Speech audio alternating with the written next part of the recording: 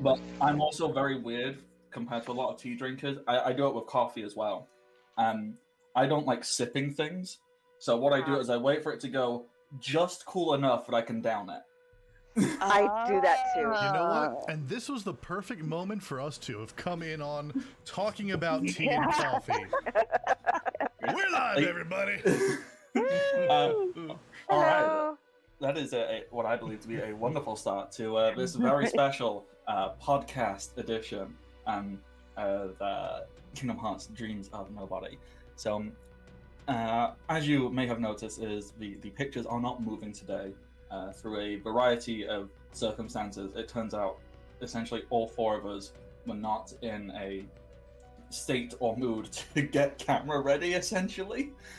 So today you just get to focus on the lovely voices, and maybe each and every one of us will at some point be tempted to do some like really mediocre ASMR or something. I don't know. We'll see how it goes. It's been a long time. ASMR stands for mediocre. There, I got mine out. Chef kiss. Wait, hang on. I say chef kiss, and then I get right up close to Mike and I go, mwah. Oh God. Hi. I am the Bardic Knock. You can find me on the internet, Twitter, Twitch, Patreon, and YouTube, well as the Bardic Knock. And I will be your game master for today, which is essentially, I can't even say herding cats. It's kind of like there is a collection of cats, and I have one very ignored, but somehow overused and damaged toy. The little dangly thing has been ripped off, so it's really just a piece of elasticated string, and I'm gonna wiggle it as hard as I can, and hopefully it will work to maintain attention for a brief amount of time. So that is me in my position. Yeah, I will throw on over to other people to say words. I'll then talk about Nerds of Dice, we'll do a recap, and then we'll jump on into the show. So, Capjack, if you would be so kind, could you please inform us who you are? All right, so I have to get like real up on the mic, right? That's how we're doing this one. I think that's how it works. Hello, everybody. I am Capjack, your demon captain of the Seven Hells, and today I will be playing the one and only Sirish, the terrible, terrible chaos cat that loves to cause all sorts of fun kinds of mischief as part of the Connected playbook. Now, of course, you can also find me here on these wonderful Wednesdays with these wonderful people, and on Friday nights on our Warehouse 15 game, and occasionally over on my own channel, twitch.tv/CaptainJCross. There you go. There's my ASMR. That was really, really good. See, I'm not actually a fan of ASMR. It usually, something about it just, it sends weird tinglies, and I know that's the whole point of it, but I do not enjoy the weird tinglies. Neither do I. But, that was actually very soothing. That was, I'm gonna get this wrong. What is NPR like the talk radio thing over in America? It is. It is. That's the right one?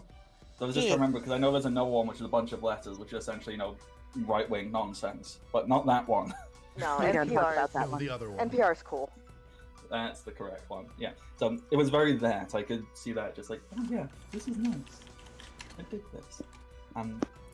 All right. So, Capjack, that is everything about yourself. Kay, do you have words? I do, however, unfortunately, not hopping on the ASMR train because I'm using my headset rather than a proper mic. Hey, I'm Kay, aka Undead Kay. Today I will be playing Xylene. She's fun. She's fun. A little bit dramatic, a little bit very much so competitive, as we learned last session. And yeah, you can find me over on my own Twitch from time to time. You can obviously find me here on Wednesdays. And yeah, that's about it for me. All right, wonderful. So I'm slowly adjusting to not having to be sat in a specific position for the camera. I am loving this. I'm fully reclined. I've got my feet up. I am very happy and excited by everything. Just figuring out where I can put the mic so I have to do the smallest amount of movement possible. This was a good idea. Thank you, everybody. Hey. And so finally we have Lauren. Lauren, would you have words you would like to say, please? I do. Do you want calming or sultry? That is a very good. You know what? Yeah, go on. I'm gonna play into every stereotype of queer people. Sultry, come on, give it. Okay. Hi, this is Lauren. I'm playing Rissix, who is our resident mom friend and mystic, currently having a bit of a crisis in the Gravity Falls universe. And you can find my website, lwsalinas.com, that has all of my personal information. You can also find me here on Mondays, running a Wanderhome game, and streaming Thursdays live at geeks.live with my Marvel podcast, Legends of S.H.I.E.L.D. Okay. That was really good. Damn. I read romance books for a living, can you tell? So for me, it was that moment where you said lwclearance.com, where you can find all my personal. I'm like, oh damn. Oh. But I need a fan. I need a drink. If you enjoyed that, might I direct you to any of the romance novels that you can find linked at my website, lwsalinas.com. Oh, this. Can I just say, I'm very happy that we've created a really nice little space amongst the four of us where we can already just have so much fun. Just because this is so silly. This is exactly the same as every other week, except we don't have a camera turned on, and we're so excited by it. And I love that. So, yes, Nerds of Dice, which is where we currently are, is a wonderful community that you, yes you, can be a part of. You can join the Discord. You can find the information, I believe, by doing !Discord in the chat, or failing that, there should be a link somewhere down below. Nerds of Dice is a community focused on inclusion, equity, helping people run things, and just doing all that stuff. So if you have tabletop role-playing game ideas you would like to run and want to find a group of people to do it, if you have an interest in streaming or learning how to stream, that is here as well. Just all that good stuff, basically, and constantly on the lookout for new players and GMs to produce more shows and explore new ideas and themes and all that good stuff. And there's also a whole bunch of charity work that we do. I believe Nerds of Dice is currently participating in a charity event with So Matty Games. Yes. That is the correct one. Yes. Look at me, using my brain, remembering things. So that is... I've forgotten the charity we're raising money for with that. But somebody might know. Yeah, somebody that's totally, scrolling really quickly to... Oh yeah, raising money for the Open Medicine Fund. That's the one. So yes, and that is with the Masks game on, I want to say Thursdays, or July 8th. So yeah, tomorrow. Hot. I got it right. Yes. So big brain. So yes, there's the game on here. There's also a game over on So Matty Games. It's raising money for the charities, doing the things, and I believe that is culminating in August, where it's going to have a big finish. You can find Nerds of Dice on Twitter at NerdsWDice. All of these videos get archived and put up on the YouTube, which you can subscribe to and go and check out and all that good stuff. And thank you for the follow, Joe Trip 2091. There we go. I can read. Apparently, that is a feat I didn't know I had. So with that, to give a brief recap, so I remember what's going on. This is like 99% for me. Last time we were in Gravity Falls, we'd only just arrived, essentially, and our intrepidous squad of teams 6 through 9 interacted with a bunch of lovable misfits and weirdos, eventually resolving the age-old debate of waffles versus pancakes by making the waffle cake. It was waffle cake. It was a very touching moment as the two giant robots put aside their weapons to share in waffle cakes. Oh gosh, now there just needs to be chicken.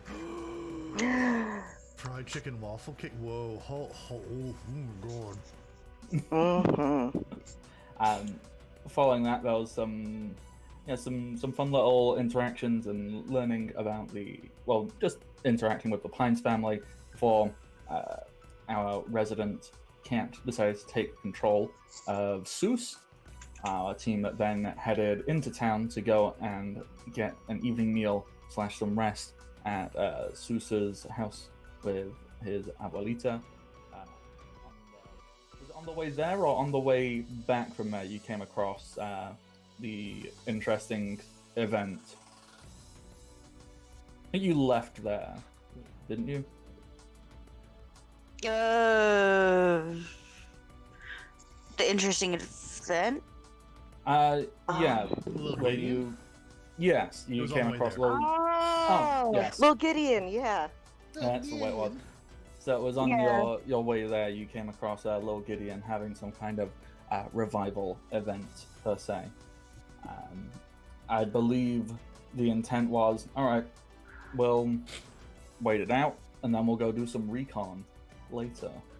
We're gonna, sneak and learn information. So you know that your target, Cexsclus, is there, working with Lil Gideon, but to what extent you are uncertain. So, with that, I believe we wrapped off last time with what was Siri being shoved through a wall after playing. More or less, yep. What were we playing? Wario. Legally distinct Mario Kart. That's the one. So if we, It was like Blario Wagons or something. Wario like Wagon, yeah. That sounds entirely correct to me. So Hey, I'm the bumper, one. Blario. bumper, something. Yeah. oh dear, oh dear. So if we could pick it up essentially straight after that last scene. So Susri? I can't remember the portmanteau I made of Syrian Sus. Cyrus. It was like Sarus. Sarus, yeah. Yeah. So as Sarus dusts themselves off, and I believe we healed them with magic, so they've only taken 1 harm instead of the 3 harm they took in total. Yes. How bad would it have been if that would be the first time we dropped someone off Oh their harm no, clock? because of video games. Great. I forgot that I leveled up. Or I got I have 5 Yeah, I experience. spent a couple links and raised my light to 1. Ooh, I need to fancy. see what I can do with that. I will get back to y'all. Well, yeah, take your time. I don't think you ever need to immediately do them. You can very much do it when ideas come to you, or when you have energy to sit down and see what's what. Okay. So if we directly pick up from after the gaming incident, I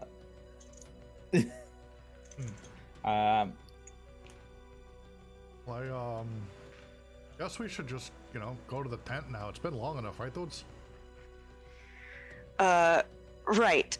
Oh, wait a second. And Xylene will reach over and just grab a small piece of drywall off of Susex's shoulder and just be like, you had this on you. Sorry. Sorry again. Oh, thanks, Eileen.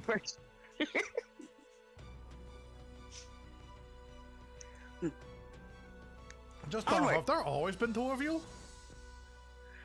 What? Huh? I start looking around. Oh wow, there's two of Rissix too. Oh, that's a concussion. Okay. Do I need to heal? I think I healed for one. Yeah, I'm gonna look around and go, do I need to fix anyone here? Maybe. Yeah. Not me, but yeah. Cyrus has one of those like comically large cartoon Goose eggs? bumps on their head. Yeah. Dude, okay, so I was watching the Polyam Cult Party on Twitch this weekend, which is a wrestling thing, and one of the wrestlers ended up hitting their head early in the match, and you could watch that goose egg swell over the course of it. That happened in real life. So wait, was that by Effie by chance? No, Effie was there, but this was MV Young's. Oh, okay. And I think this weekend is Billy Dixon's, is Paris is Bumping? I don't know. Nice. Lots of queer wrestling. Everybody have fun with queer wrestling. Mm-hmm. But yeah, okay, so I will, I guess, use magic in an attempt to heal. Okay, yeah, let's see how that goes. Okay, roll with mastery. Got an 8 plus 2, so that is 10. Yes, you may choose choose 3.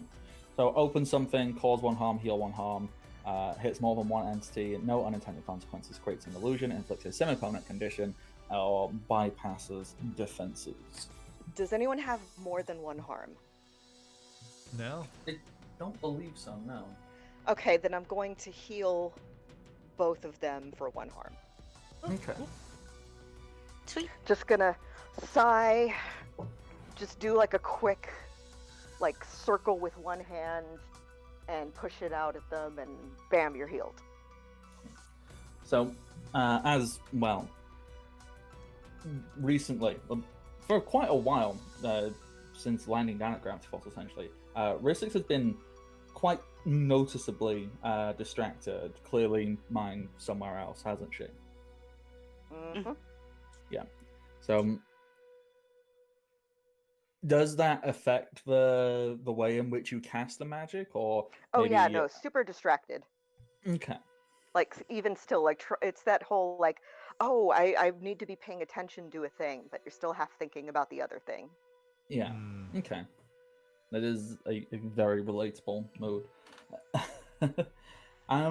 Okay. So healing is done. The general consensus is, all right, let's go. Maybe the whole little Gideon things calm down and we can sneak in and see what's what.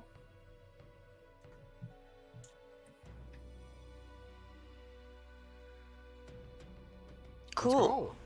Yeah. Yeah.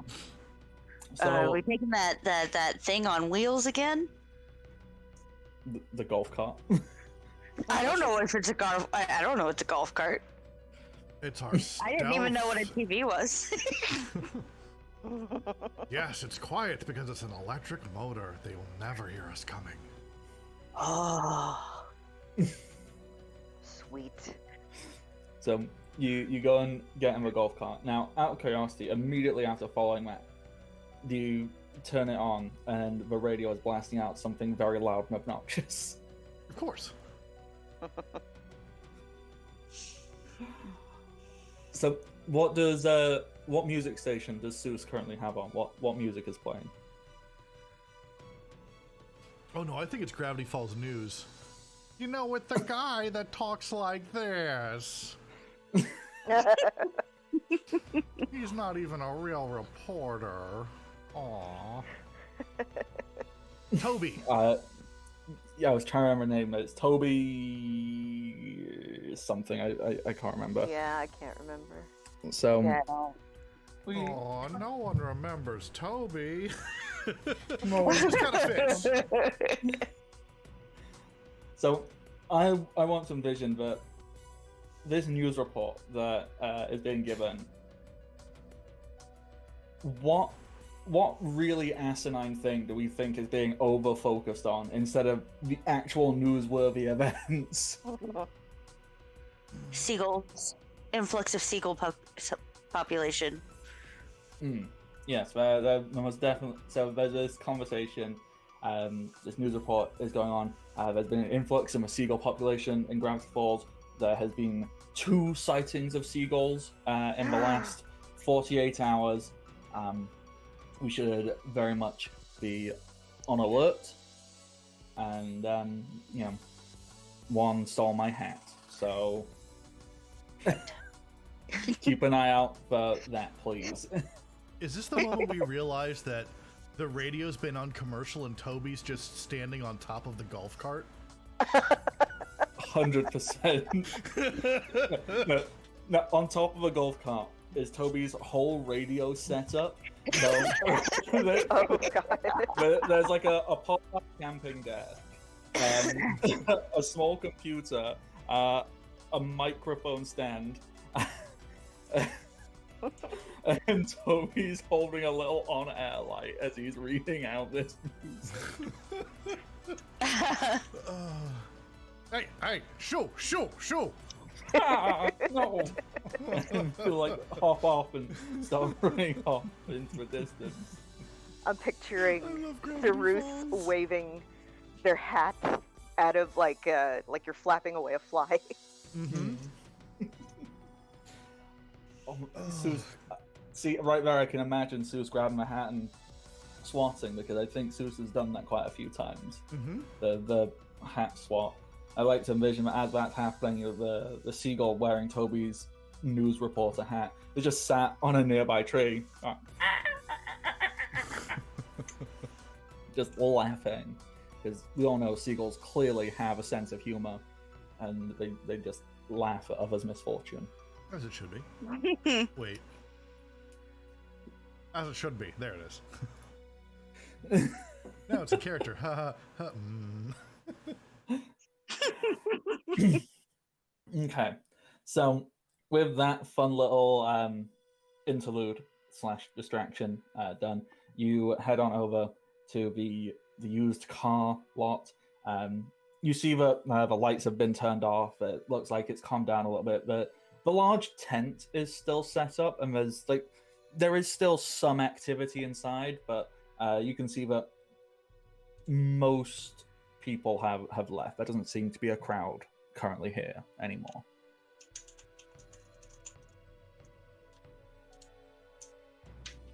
All right.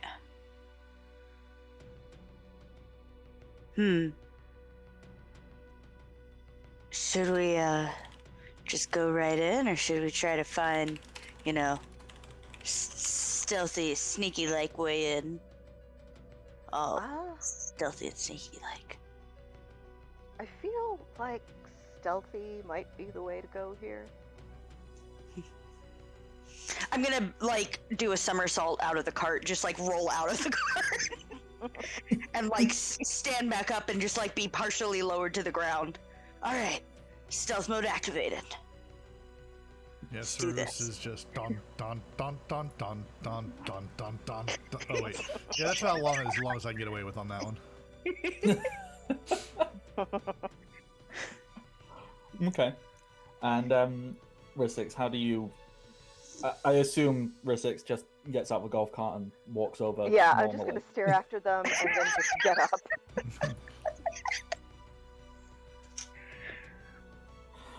Okay, so are you staying outside of the large circus tent type thing, or are you trying to peer in and see if you can hear / see anything? I want to see if there's a back entrance. Okay, yeah. So you can casually, calmly, discreetly sneak around, whilst being followed by Seuss, who I assume continues to do the sneaky music hums. And in my mind, Xylene is constantly just doing like forward rolls, and then going, Rolling around, like, Yeah, you know, yeah. walking, like, sidestep to look all, you know, make myself look smaller. Yeah. It's kind of ridiculous, but it's, yeah. Still fun. Yeah. So, Risik, you cross around the back this tent, and you do not find a back entrance. However, you do find well, it's a tent. You could theoretically crawl underneath it because it's a very classical, like, cartoon version of a circus tent, but you can get underneath it. Let's do that. But what you do find is you find an area where you can start to hear the mumblings of a conversation that is going on. I'm gonna shush Seuss so that I could hear a little better and press my ear up against the. Dun, dun, dun, dun, dun, dun, dun, dun. So, I just love the idea of pressing your ear up against the tent. I don't know why. That's just an amusing image to me. So yeah, ear to a tent, and from the inside, you hear a very familiar voice. You hear the voice of Cexsclus, who seems to be agitated, and I mean, you know, no more so than usual. Cexsclus is almost always entirely agitated, but there seems to be slightly more frustration than usual, if there was such a way to detect that. But the other voice you hear, it's definitely the voice of someone very young. It's fairly high pitched, and just something is incredibly off-settling about it. As to begin, you hear Cexsclus like being very just sexless about everything, you know, saying things like, "Oh, we're wasting time, and we should be getting on. And you said that you'd help me get a hold of the things I need. It shouldn't be that hard to get into a damn shack. It doesn't matter how mysterious it is." And the voice responds. He goes, "Oh gosh, how do I get into this voice?" Because it's a very simple voice, but I think it's trying to get the actual intonation of it. Because little Gideon's kind of like up here. He's just all like, "I'll get you, Stanford Pines." There you go. Yeah. That's pretty good. Yeah. There you go. Yeah. Use that as your key phrase. It's a pretty good little key phrase. It's just, you know, I figured out exactly what it is. It's kind of like McGucket, but McGucket kind of sits down, and Gideon's just a little more up in here. Oh, wow. To nail it, it's just a little bit of extra gravel. It's, "I'm Lil Gideon." That's it.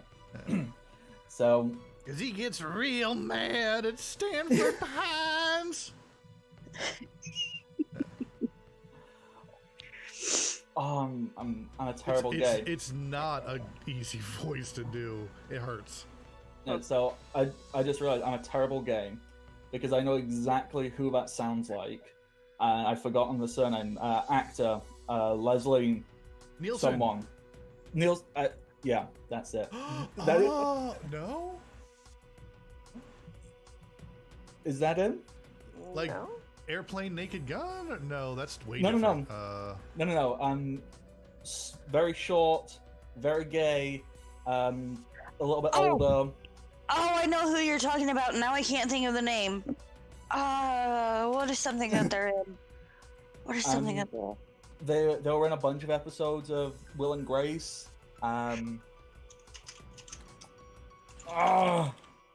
It's gonna irritate me. Oh, His Gordon. name. Or Is that Jordan. it? Jordan. This is not what we're doing. We're all just. Yes, it is Jordan. Mm. But yes, that is essentially the voice. That was really gonna bug me. I'm glad you found that. So, oh gosh, I spent so long thinking about that. Now I need to figure out what the heck he's actually even saying. So, I think he'll be saying that. That's not even close to voice. Damn you, Stanford Pines, somewhere around about there. I think. Now listen here, you little useless sack of you. You need me much more than I need you. And what we're doing is we just need to wait for the prime opportunity to get into that shack. So you sit down and shut up and listen to me, or I'll get you good, you hear?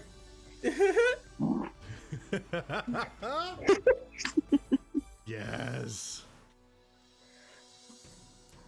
And the response is Cexsclus kind of quietly makes a few sounds. He goes, and then proceeds to be very quiet. Lil Gideon then continues on to say, now you get on with that work. I've got something to go and attend to. And from the sounds of it, you hear very tiny footsteps seeming to walk away. So you know that Cexsclus is literally just on the other side of his tent. I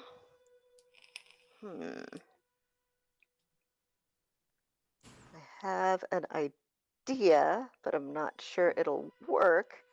And I need to pull up my character sheet. Is HK with us? Oh, yeah. I would assume so, yes.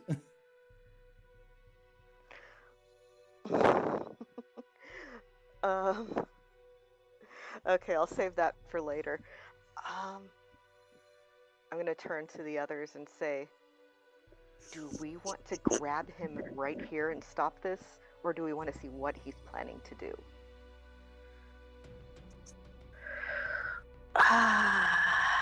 I feel like waiting will help build the dramatic tension of the scene that we're in. Yeah, that thing.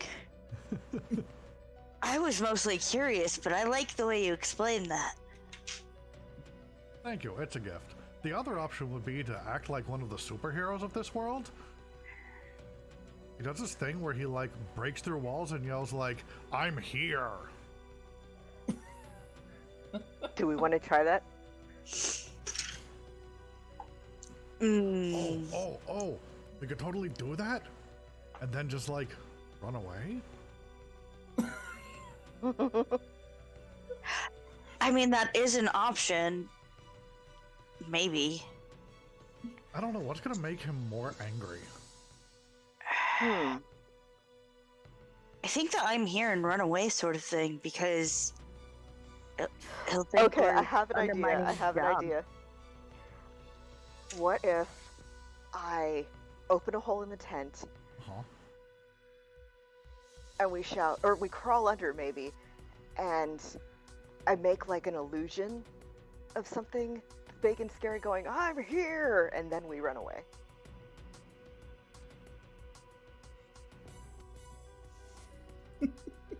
Yeah. Yeah, that's a great idea. Oh, So- can we all do it together? I have taught you magic. Yeah. Join me, So- my apprentices. Yeah. I mean, I know there isn't like a group role for magic, but I'm wondering if we could just Oh, we could do 100%. it. We could 100% do something about that. Now, out of curiosity, how quiet is this conversation you're having? I'm whispering. Yeah, I think I there would was be actual whispering, this yeah. time. Yeah, we're actually whispering and going. Oh, I'm in okay, stealth let's- mode. Couldn't you tell The by the role's activated stealth you know. mode. Okay, just making sure because I love the idea we are having this whole conversation and Cexsclus just like cuts a hole in my head. Goes, I can hear you.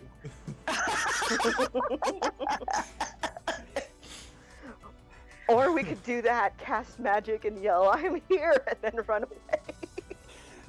No, I Smoke very bomb. much I like your idea. So okay, yeah. So how? Explain to me what your total plan is here and how you would like to try and do this, and then we'll make up rules on how to see if you can do it. Okay, I want to pull up the bottom of the tent a little bit so that we can see inside and see where he is. And then I'm gonna say, like, on the count of 3, we do it. And then Okay, so do it. what exactly are we manifesting? I Think got an idea. of... Ooh, what? We each put a piece of the things he hates the most about us into it. So would it be just your face, Siri? Because he really doesn't like you. Okay, we could have something with a big old grin, like Siri's, Yeah. with big sharp teeth. Yeah. How do you personify disrespect? Oh. Ooh. Ooh. What if it Oh was gosh, in? like I actually Gravity Falls know what to do. Oh, Mhm. The Summer Ween monster. Mhm. Ah, yes. So I Okay. think okay. you could be like, okay, I've got it, and then we channel it together. And then we just actually summon it by accident?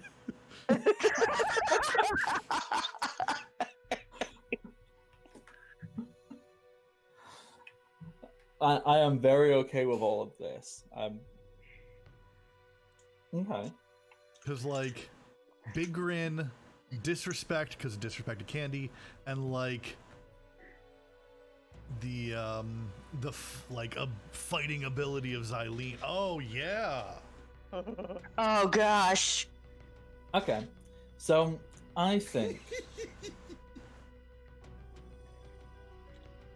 whilst there is not like an actual rule for group roles, how about all 3 roll magic, and then the 2 options I can think of is we take the 2 highest dice and use that as like one collective roll, or we like find the average, or just something. Just all 3 of you roll to accomplish one thing. I think works for me. Cool. Mm. That's an 8 for me. Oh, Six. plus my apprentices are both using magic, so we get plus plus one one forward to help forward. each other and use magic checks. Oh. Okay. So that brings me to a 9. Mm-hmm. That brings me to a 6. Ahem. It's canonical. She's not the greatest at magic, so this works. It's fine. Yeah.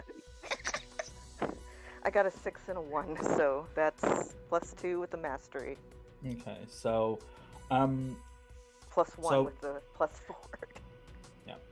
okay, so now I'm trying to do maths.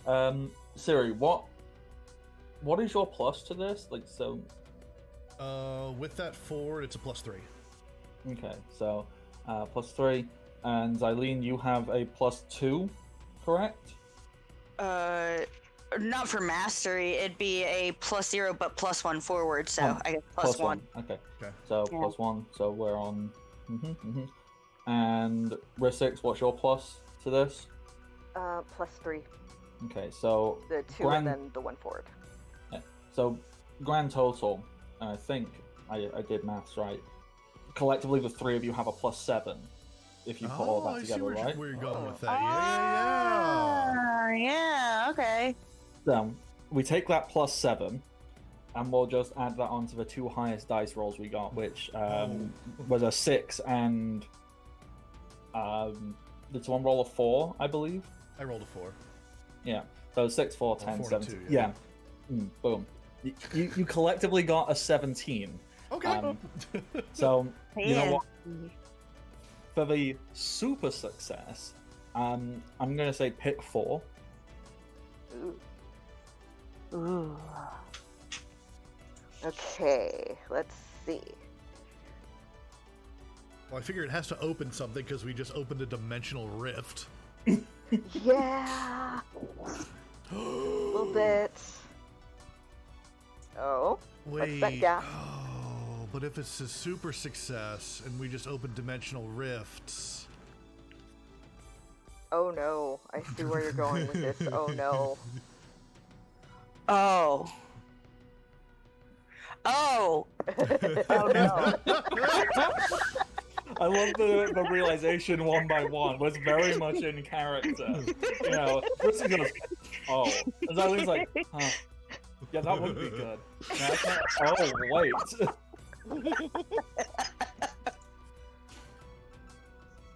I mean, if we want to do that, I have... Oh, do I have an idea? Okay. So, we, on this pick 4, we assume that 1 is... That would open be the something. unintended consequence. Yeah, we So- can just sorry. leave that one there. Yeah. Yeah. You let it have an unintended consequence, yeah. Uh-huh. Yeah. Semi-permanent Okay. condition, bypass defenses. Yeah. Okay, yeah, I'm very happy with this. Oh, oh my. Okay, so we are going with open something, semi-permanent, bypass, and what's the 4th one we're taking? I think are we willfully changing the no unintended consequence to like unintended consequence? Oh snap! To we want an intent. We want a consequence. Is that Yes, what we're doing? I think so. Yeah, I'm We down with demand consequences for our actions. that. Oh, yes. We should, yeah, shirt idea, shirt idea. All right, yeah. So now, collectively, the 3 of you, how do you perform this magic spell? What are the details of it? So I was thinking that when Cyrus says, like, I have an idea, that we all, like, hold hands with Cyrus in the middle and channel it through them. Mm-hmm. Oh, God. Oh no! Ultimate chaos magic. I know exactly how that's going to work then. Okay, cool. Mm-hmm. So, we're doing the channeling. Everyone has agreed that nothing bad could ever happen from what we're about to do here. No. We don't have consequences. We don't know the meaning of the word. Mm-hmm. We channel our energy into Cyrus. I assume it's very, classic. Hey, magic is happening. There's colors and glowing, and ooh, oh my, and that's all going to go into Cyrus. Mm-hmm. And, like, as we have seen Zeus being possessed before a couple times in Gravity Falls, it was like, oh, it's happening again. Oh, wait, this is different. Uh-oh, guys. And the ears disappear. Oh no. Uh-oh. I'm gonna take a Or step no, back they and go, less disappear and more just start rising up. oh no. And they're just attached to this little golden pyramid. I'm gonna panic and try to shove the ears back down. Hey, what are you doing, friends? Ah, Hey, Nice. everybody! We're gonna have a good time! dudes. I don't like this. This is not good, dude. Has Cexsclus noticed this yet? It's going to be hard not to. And also, I'm pretty sure there's a fun audio effect that's currently happening for the audience. Okay, that's going to be a lot of fun. So, what I like to imagine is, so, are you tiny little gold pyramid or big gold pyramid currently? It's currently a tiny little gold pyramid. Yeah. Okay. So we'll do that, and then there's the effects, and I very much like the idea that there is things occurring outside, very off-putting, unsettling things, but are quite hard to ignore. Is that there's just a palpable feeling of power and chaos all converging at this one point. I then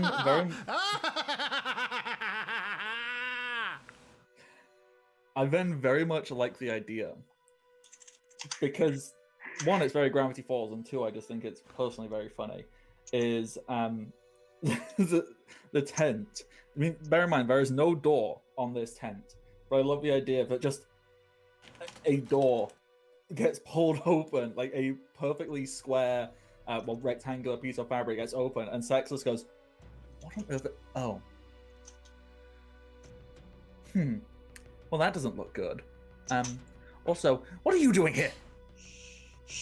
Oh, hey, buddy.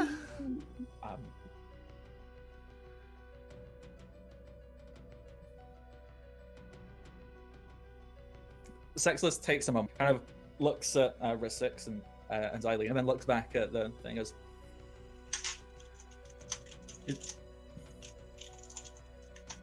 who thought it was a good idea to let Ciri do this? This is a terrible idea. Why on earth would you do this? For a the prank? vine? What's a vine? Because it's fun, I don't Chuckles. know. You know that thing that you don't know how to have? Let's fix that. I'll have you know, I'm perfectly capable of having fun. Oh no. What I'd are like you to doing? cast magic. Yep. That is a 12? Yeah. Cool. Choose 3. Wow. Let's see. Bypass defenses. Mm-hmm. Semi-permanent condition.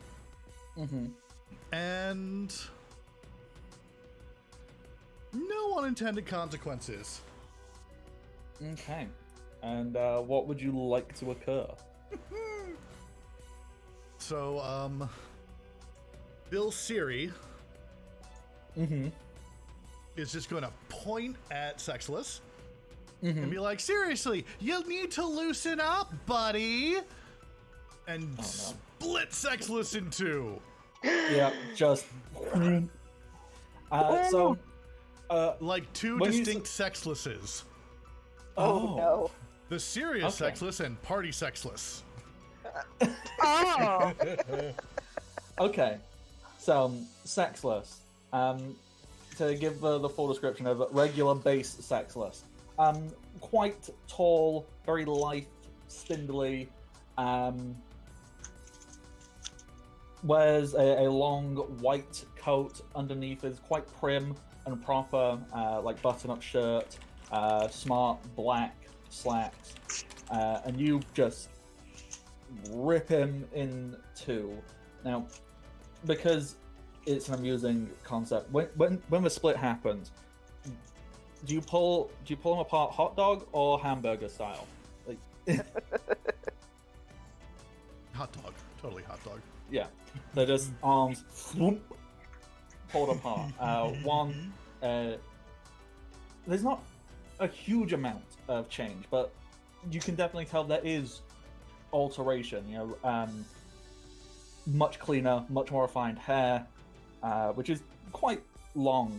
I'd say it reaches like just below shoulder blades, of quite light silver like it's not grey. So Cexsclus is still fairly young, but it's a nice silverish color. It's very JRPG anime color, and that's perfectly slicked back. Almost looks as if it's plastic and it's been like glued on there. And so that's very clean, precise. Has a pen and a notepad and is very much ready to take notes. Then, fun Cexsclus. The coat is torn, it's tattered, it's got patches sewn onto it. Underneath it's not a shirt, it's just like a grungy, like almost band t-shirt aesthetic. The trousers are like ripped jeans and it has like big like boots on. Like very much like rock and roll. I'm punk and whatever, deal with it. It's very much not Cexsclus.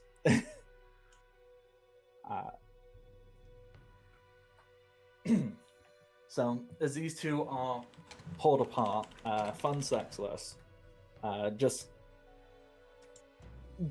like kind of looks down at himself and like pats to go, all right. Oh yes, I'm free. Yes. Okay. Hi. Cool. Thank you. Now, excuse me. I'm gonna kill myself. Well, not me. I like me. I don't like him. We're gonna kill him. Let's do it. And we'll reach a hand into his coat, as if to draw out a weapon of sorts. But you know, it's Kingdom Hearts. People don't carry actual weapons. They manifest them. So it's really just for the effect more than anything. And pulls out and magically materializes a long, thin rapier that seems to be made entirely out of ice, and just holds it straight up to unfun Cexsclus. Is there an easier way to say that? Like unfun? Serious Cexsclus?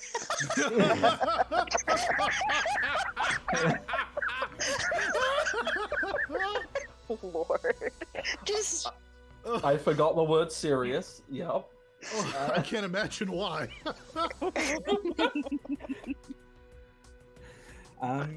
So yeah, Cexsclus is like not even like toying around, not like cartoony fun. Like no, fun Cexsclus straight up said, "I'm going to kill serious Cexsclus," and has drawn a weapon and placed it right up against his throat. Ursix, I don't think this is how I'd prefer this happen.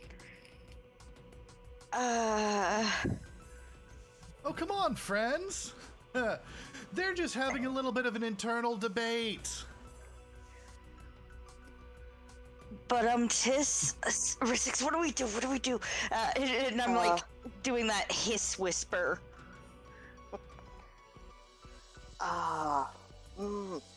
Okay.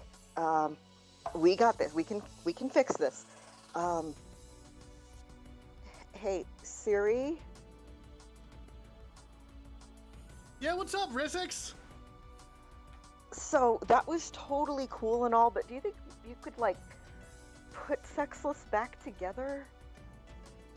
I mean, it's kind of less fun for us when they're just sort of distinct personalities. It's kind of more fun to be able to like make them internally war with each other. Yeah, it feels like we're cheating. Yeah. That thing. You make a really good point. I know. Oh, okay. Oh no. Oh gosh. Anyone mind if I cast more magic? Go for it. Go for it. Please do. Uh-oh. That's not a fun sound. What happened? That's a... You know what? This is a perfect time for me to break into that dice pool. Uh-huh. Oh boy. Everybody gets +4. Oh. Oh. Aw. So with that, that brings me to. It was at 6. That brings me to a 10. Okay. That is very useful to have.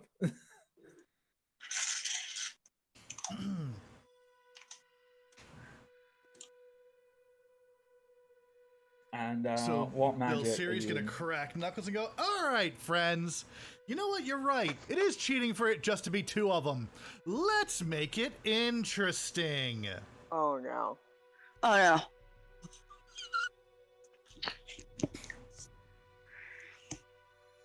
And they're going to double finger guns and hits more than one entity, inflicts a semi-permanent condition, Oh no. and I guess bypass defenses Mhm. as they both disappear. Yup. Mhm. So here's Siri, the what is- thing. Yeah. What did you do? So we wanted some internal conflict, but if we just have it right here, that doesn't seem very fun.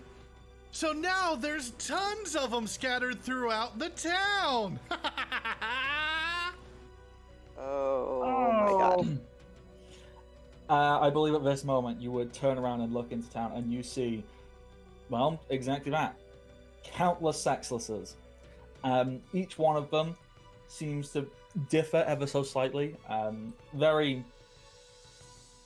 They very clearly seem to each embody like a singular emotion.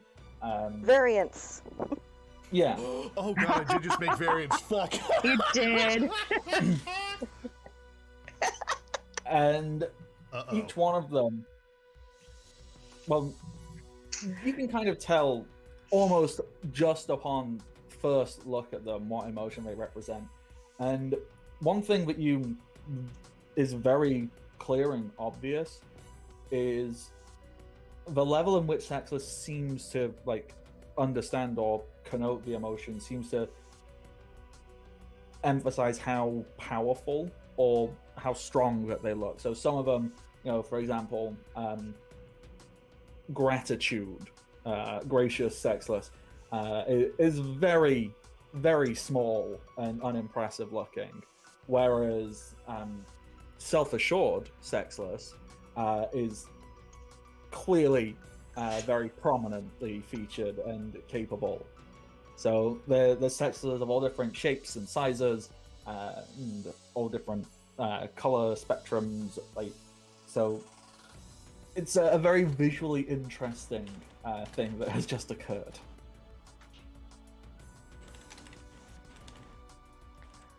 Okay. I don't suppose. Hey Siri.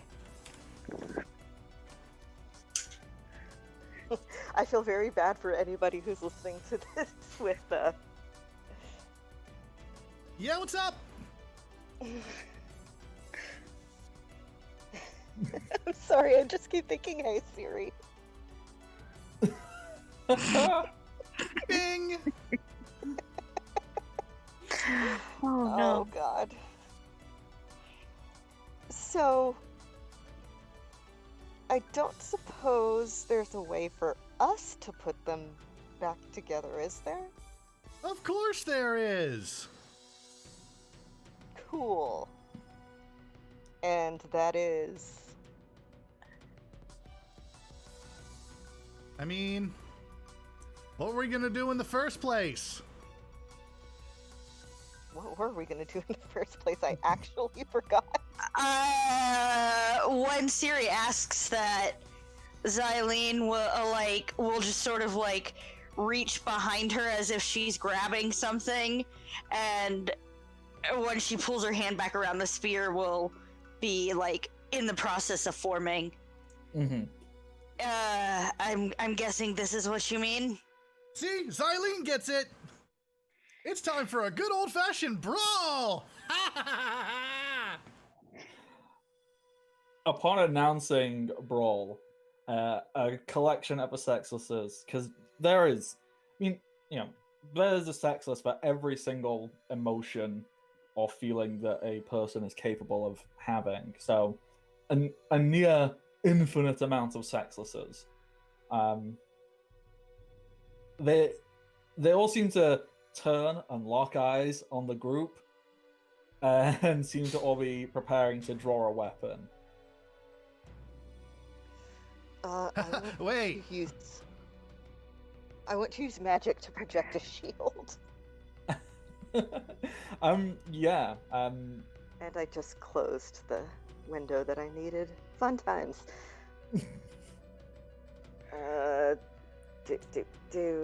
There we go.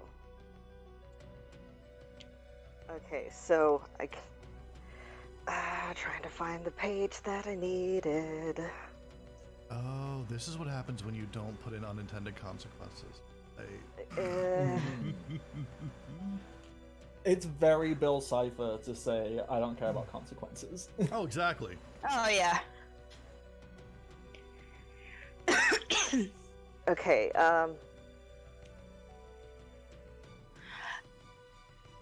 actually, I have an idea. Okay. I'm going to use my new move, Light Portal. Ooh. Okay, how So- does this work? Okay, scrolling down to the description. I passed the page because I'm bad at scrolling.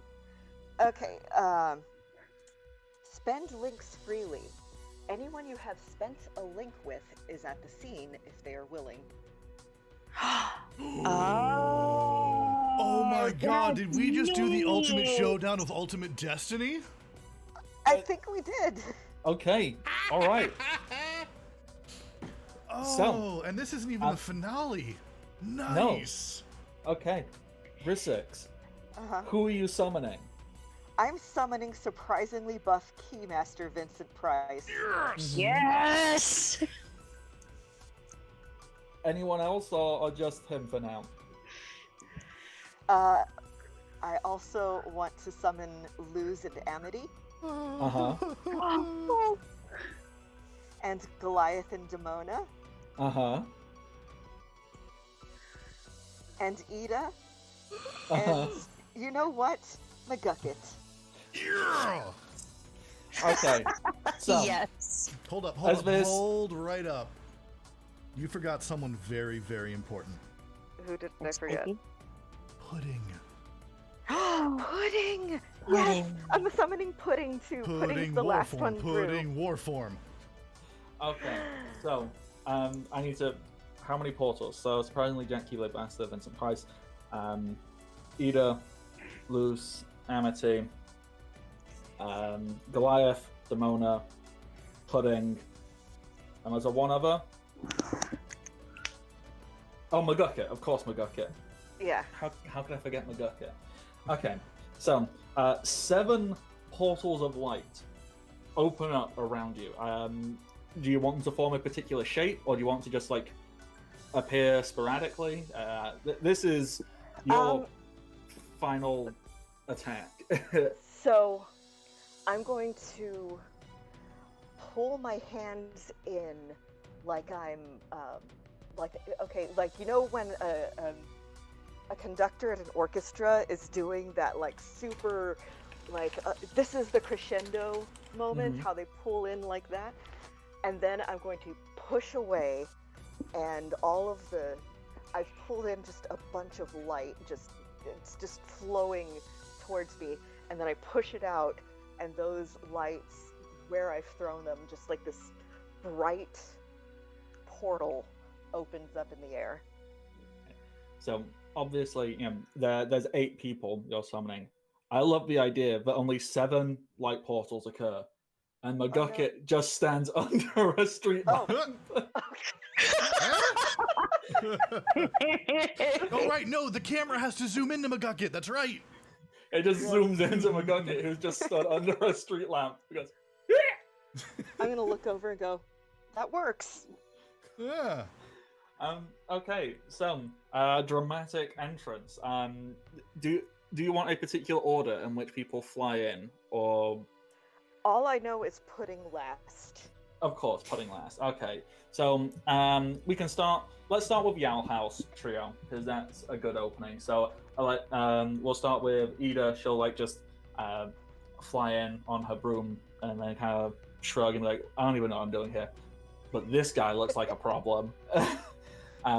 Luz and Amity, they'll come in and their portals will be right next to each other, and of course we're holding hands because we deserve that. And Luz will arrive and go, huh? Oh, I've been wanting to try this out. Summons her Keyblade because we gave Luz a Keyblade because that was a good choice we made. Yeah. You know what? When Luz brings out her Keyblade, surprisingly, Jack Keyblade Master Vincent Price will come out, who is carrying an armful of cats, just because it is always necessary. Yes. Cats. And upon seeing that, he goes, notices the Keyblade and will pull out his own, and there's going to be a little interaction there between them. Demona and Goliath, they'll swoop down, they'll land on a building and like gargoyle I'm doing poses, but you can't see what I'm doing. So doing gargoyle poses, and they stand up, and then Demona, of course, whips out like a very large, intimidating gun because Demona carries a large, intimidating laser gun. Yes. Then, gosh, who else was there? There's like one. Oh, Pudding. Pudding's the last one, isn't it?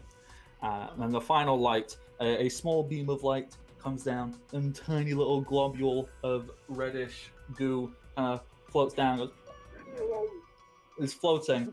Locks eyes of Cexsclus, and then. You know what? Let's date this. Let's date this right now, so we all know exactly at what era in time we are. Pudding's face, Pudding makes a face out of the goo, and this face very quickly starts to resemble Vin Diesel. Oh my god! Oh my fucking god! Turns around and goes, "Ain't nothing stronger than family." Oh my god! Pudding transforms into full Vin Diesel with a car. Oh my god!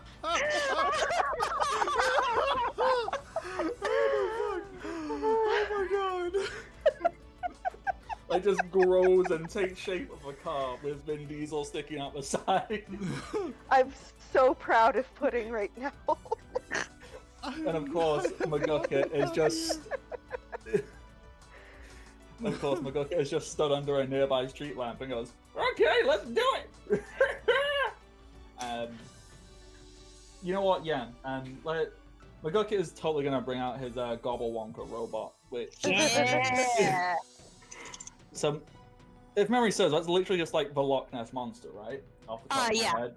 Basically. Yeah, so this land, like, it's just on dry land, so it's just poorly... It can't move much, but McGucket is just stood on top of it and he's just gonna like scrape his metal body across the tarmac of the road. McGucket's going, "Let's get him!" Oh. Alright, so we all have our quick like pose moments and things like that? Yeah, I was gonna say, before we take our first quick little break, because Capjack, I know you said you needed breaks for physical therapy reasons and such. So what is the dramatic action pose that everybody takes? I'm gonna do the like Doctor Strange pose with my hands up and like little sparks of magic at the tips of my fingers. Mm-hmm. Eileen? Is that... Oh yeah, sorry. I'm going to basically just like spin the spear in one hand, start to lower myself as if I'm getting ready to like anime run, Mhm. and just like speed attack through the crowd, sort of a dig. Love it. And Bill Siri, I can't imagine you take any kind of action pose. You just start falling around in the sky laughing. Oh no. Oh? Bill Siri is going to use Dance Water Dance. This was a bad idea. And let's see Okay, what that current +4. That's gonna be a 6, 7, 8, 12. So spinning in the air splits into 5 more Bill series.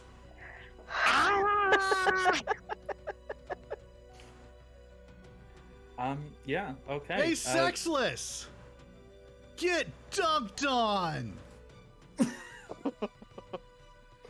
And there'll of course be everyone starts to run, and then we all cut to a break screen. Yes. So we'll be back in a couple of minutes, so we can all have a little. The Disney XD. We'll be right back. Very much that. All right, so we'll be back in a couple of minutes. See you real soon, everybody. Okay.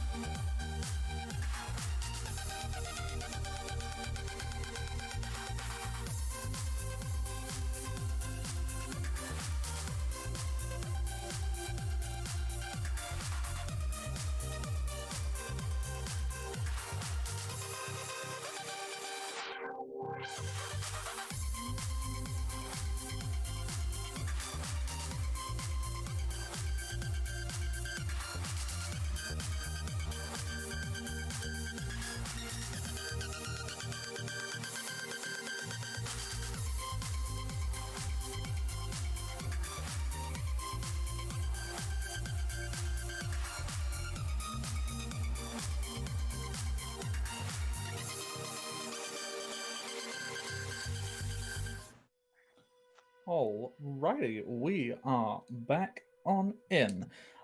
So where we left off, Rissix decided. Well, okay.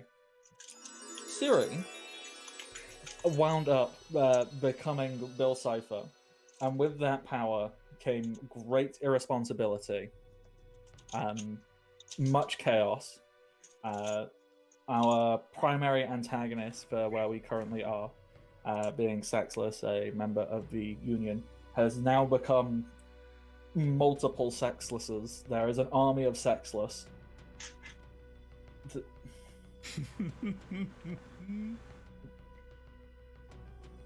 I'm sure there's a joke in there somewhere. I just can't figure out what it would be. Someone whose brain is working better than mine. There's a joke there. I have a feeling you can ace it. Ah. Okay, I like that. That was very good. So yes, army of Cexsclus.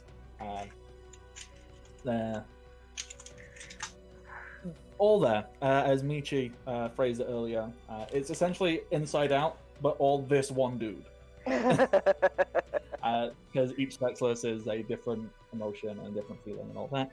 And to counteract this, Rissix decided, all right, hang on, let me just get all my friends, and brought forward a whole bunch of people had previously made links with, including, surprisingly, Jack Hugo's master, Vincent Price, Luce, and Amity, and Ida from Owl House, Goliath and Demona from Gargoyles, McGucket, of course, McGucket, and the most important friend. Well, they're all equally important friends, but the one who had the biggest impact is Pudding, our rescued slime friend from Cexsclus's laboratory at Hollow Bastion, who has decided to take on the visage of. So, I have never actually watched a Fast and Furious movie, so I don't know the character's actual name. I know it's Dom. Dom Toretto. Yep. Dom Toretto, who I don't really care about the first couple, but once you hit 5, it basically turns into a mech anime. Mm-hmm. So. Next one's in space. Yeah, I watched Fast and Furious 9 over the weekend. I need to watch that one. All I will say is space car. I'm so excited. It is so ridiculous that we live in this timeline.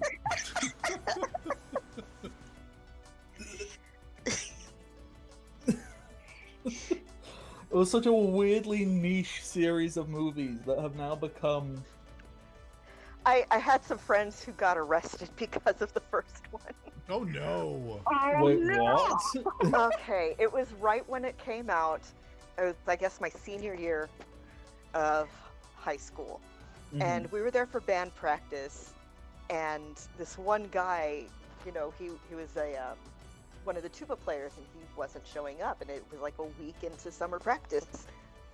And we're like, where is he? And a friend of mine starts laughing and laughing. So what happened was, okay, I'm gonna call them N and G, okay? N is that friend who was laughing's little brother. G was the missing tuba player. So after seeing Fast and the Furious, it was like a late show, so it was after midnight when they got out. They decided to go about 100 miles an hour on a residential road. Oh no. And of course, the only other car on the road was a cop. So a third friend turns to G, who is driving, and says, I can't get arrested. Floor it. So G says, okay, and does. And they try to lose the cop in a residential neighborhood. And they almost did, but then they panicked and stopped the car and started running. Oh no. And yeah, so N's mom, who happened to be my calculus teacher that year, gets a phone call at like 2 in the morning at this point, 1 or 2 in the morning, and is like, your son's at the police station. So, yeah, they it made that semester of calculus where the third friend who said floor it was also in the class very, very awkward. Ooh.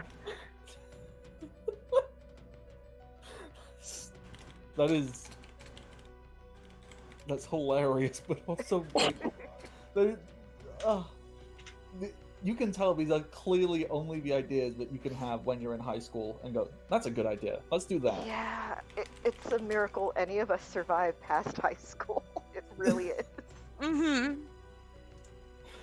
Oh, so I think that's a wonderful segue for putting Dom to. I've already forgotten. Like my brain said like Toledo, but that's not right. That's like a town somewhere in America, right? Toretto. That's it. Yeah, Toledo's a town in Ohio. That's it. It's not I that. thought it was Kansas. Kansas? I have no idea. There was probably one in It's both. also a town. It's also a city in Spain. So. No. Do we need to have a legally distinct name like Beretta? Nah. Just instead of Toretto? Oh no, it's Trent Beretta. Yeah. Trent, question mark?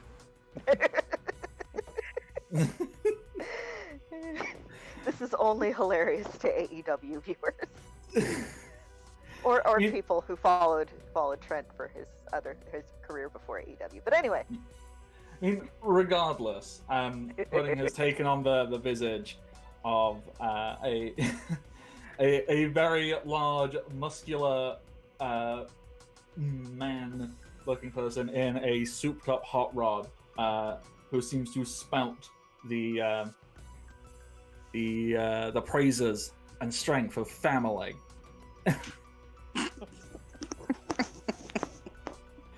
Oh. You know what, Pudding? I'll let it slide this time. That's actually pretty good. So, with that, I believe it is the ultimate showdown of Ultimate Destiny. So, let's start doing them fight stuff. So, obviously, there's a whole bunch of characters. Instead of trying to follow any kind of ordering, or I'm also not going to bother rolling for all the NPCs. They're here for dramatic effect and to do cool and interesting things. We're not going to get too bogged down in dice rolls, because otherwise we'd be here for like 6 sessions. Oh yeah. Just rolling dice, going, okay, here's Cexsclus 1. So for ease, the swarm of Cexsclus, they're essentially just going to act as like one being, just for ease. So, with that, how would we like to begin? I'm gonna point at the teeming mass of Cexscluses Mm-hmm. and say, attack!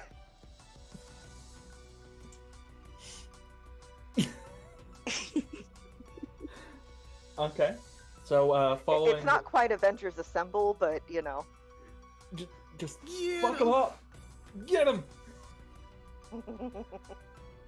So, yeah, I believe your friends, your family, they will take that order, and they will roll with it. So, quickfire.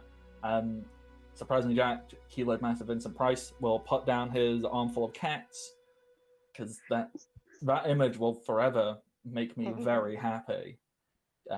If anyone that's where that clone got off to.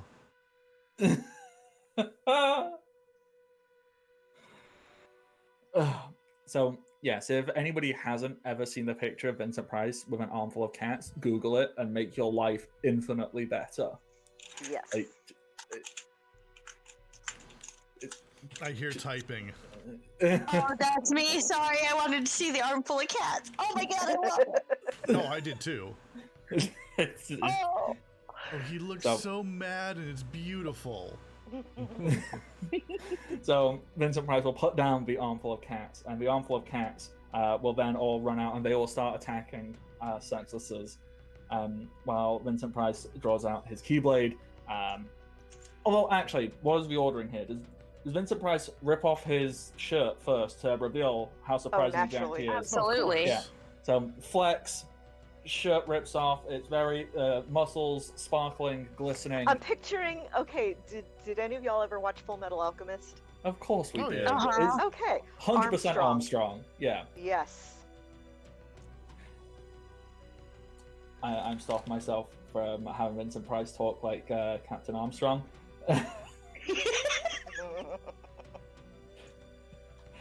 And now, dear children, allow me to show you the power that has been passed down the Price family line for generations.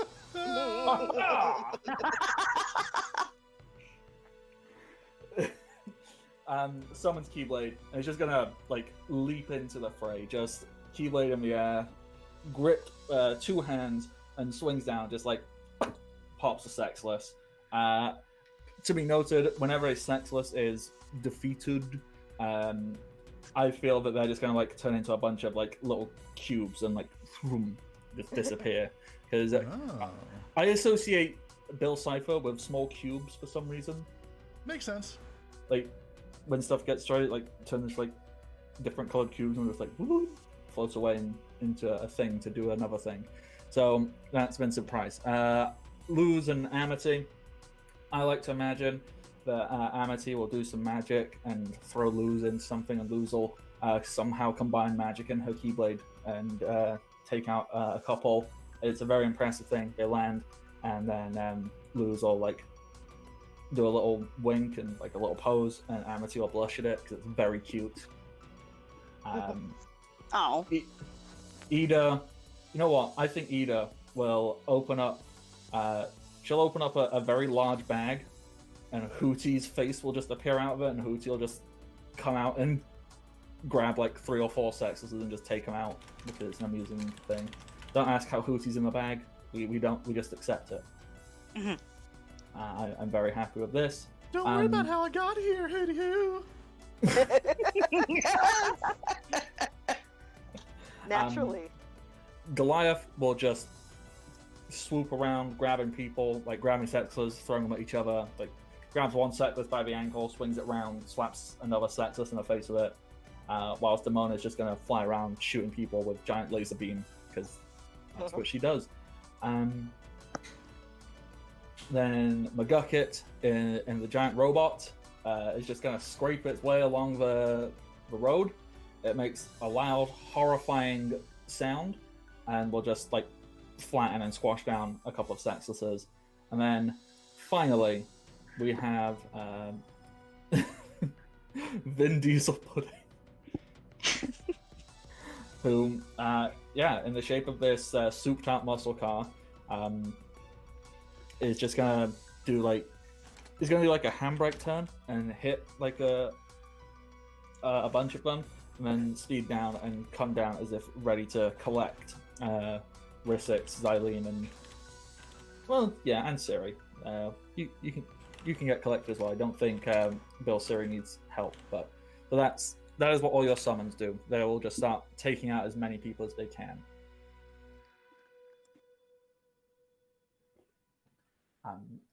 Xylene, Siri, what would you like to do? Quick question. What is that +4 exactly? It's just a blanket +4, and Just it's a only going to blanket last this +4? round, so it's going to end this round. Okay. I have an idea. So instead of, jumping in, well, how far is it? Is it far enough if I do Rule of Cool can get to a crowd of them? 100%, yeah. All right.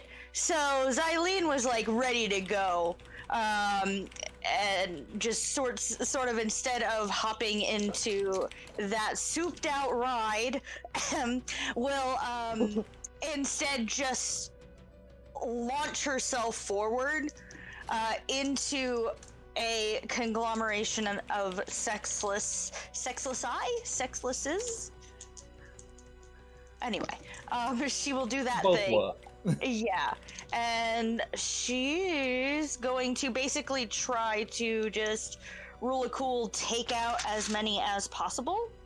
Yeah. Do you want to? What's a good thing to roll for this? I think strike with intent. Yeah, that sounds fair to me. Let's do that. So that'd be a dark roll. Yeah. Okay. So I got a 10 on the dice. Okay, yeah. Plus 2 for dark is 12, plus that 4 for this round, so that's like a 16. Yeah, that's And pretty good. Yeah, and I'm imagining it's like, you know how in Kingdom Hearts 2, how there's the third time I think you go to Hollow Bastion, there's like that invasion of nobodies, and like Sora just has to go in to the master. Oh, yeah. That is what's happening right now. She is just like spear wielding, you know, as she's running past a few, trying to, you know, jab at them, take them out, and, you know, crowd around. I had 100% not contemplated that as an option. Yeah, this is essentially Battle of 1,000 Heartless. Yeah. But Cexsclus. Yeah. So yeah. So what would you like to choose with your?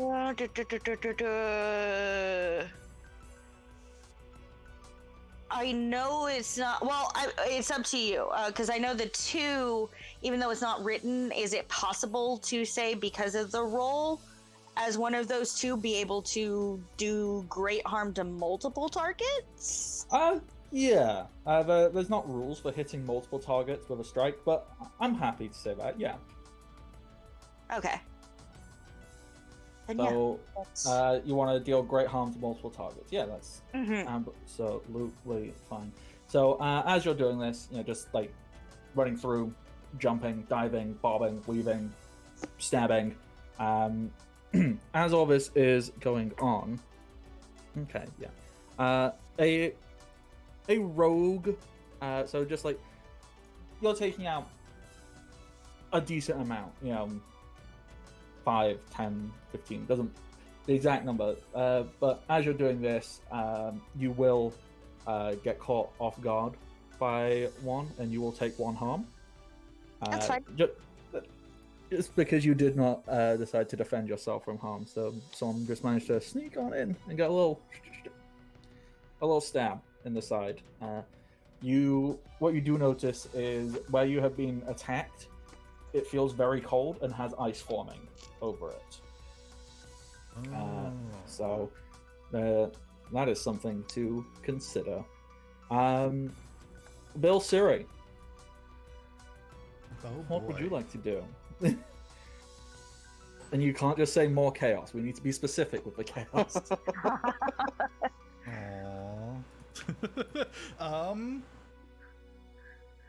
I mean, the Bill series are all casting magic. Oh god, there's 5 of you. No, 6 total. 6, yep. Okay, let's do it. I mean, they do move individually, but I figure I'm just going to do 1 roll for all of them. It just makes things a little easier, yeah. Yeah. 6, 7, 8, 9, 10, 11, 12. Alright, yeah, 12. Pick 3. Let's see. Magic causes 1 harm, hits more than 1 entity. And...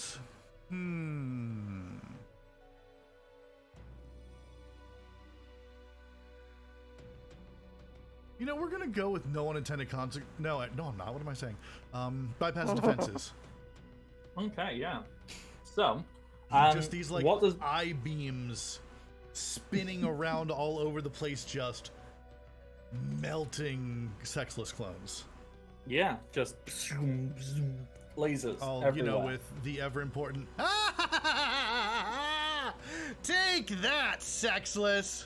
Who's a terrible cat now, jerk?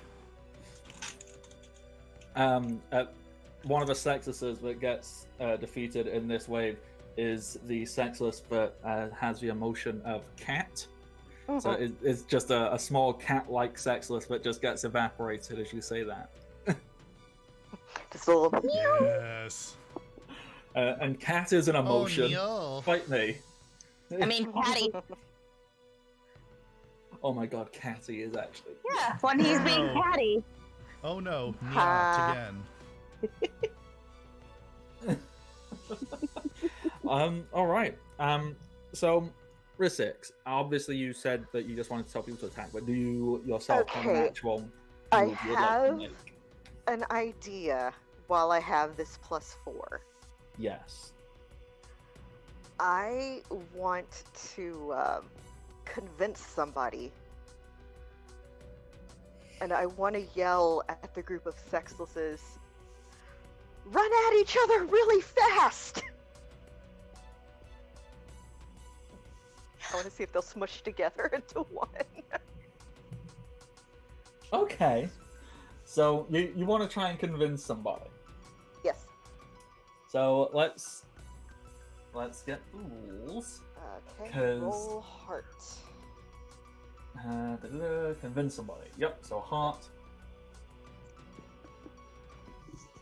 So yeah, go for it. Let's see how this goes.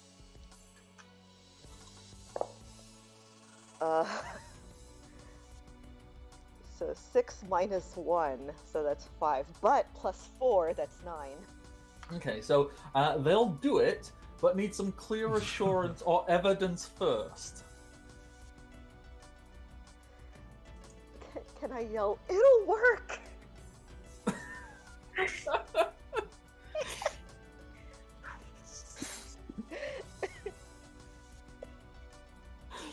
You know what? That is clear Can I assurance. roll to assist? Yes, if you have something you'd like to try. All right. Yeah, I don't know what the assist roll is. I don't no, think I there's just- really a full-on established assist. I don't think I don't think there is a fully established assist. There might be like a playbook that allows you to do that stuff, but I'm happy if you also would like to try and convince in this scenario. To Yeah, try that works.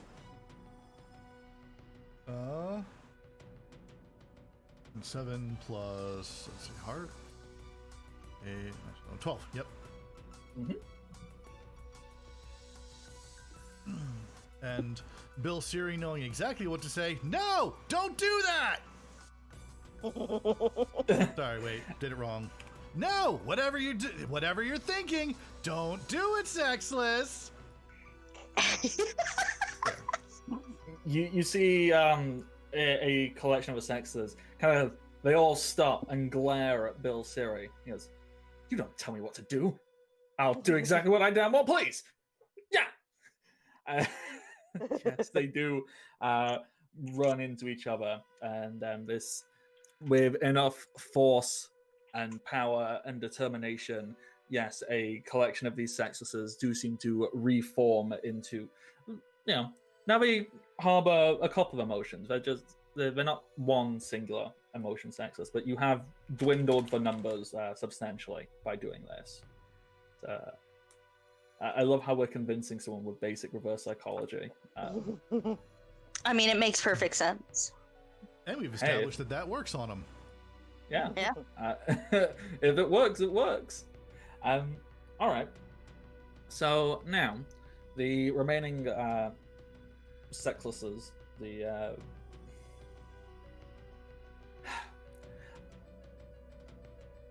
there has to be like I know there will be plenty, but it would feel like, painting with too many broad strokes, and would inevitably not be particularly pleasant to. But I'm sure there has to be like a collection of people that we could use as like the nomenclature for this group of a group of Cexscluses. I just don't know what the correct group name would be. An actually.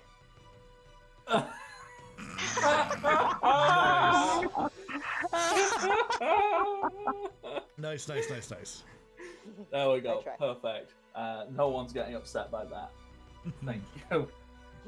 So yes, this actually of Cexscluses.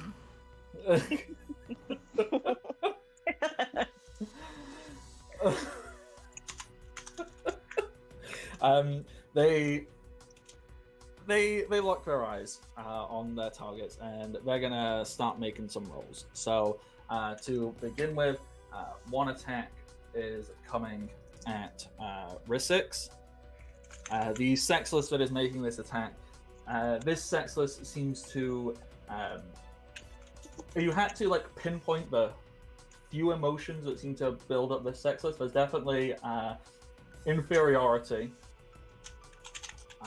arrogance, and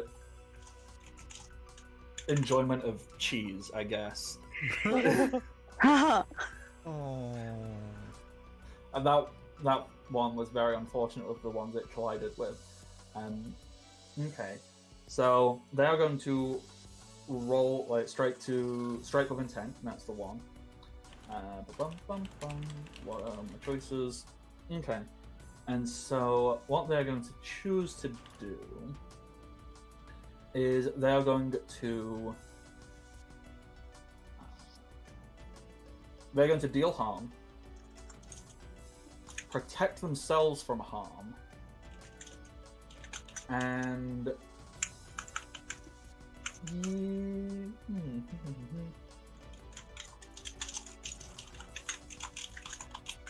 I'm wondering how they would do that. No, okay, yeah, they're just gonna have great harm, and defend from harm. So I was wondering, like, okay, how could they take control of the situation? It's like, I can't really see how they do that. So, if you would like, you can try to defend from harm, or you can just take the hit. I will defend from harm. Yeah. So, roll with light. So that is a 0. Oh no, 4. Yep. So you take the harm, and the situation escalates. Ooh. So, as you have taken the harm, this weapon you have been attacked with, this long, thin, like, when I say long, I mean like anime long. It's still a rapier. Like it's, Sephiroth's sword long. maybe slightly less long, but it's still very clearly a rapier. So it has a very fancy, intricate handle, but it's very long and very thin. This is just like stabbed into you. And you know what? We're gonna go for what I think to be one of the most anime places to be stabbed, and that's like in the shoulder.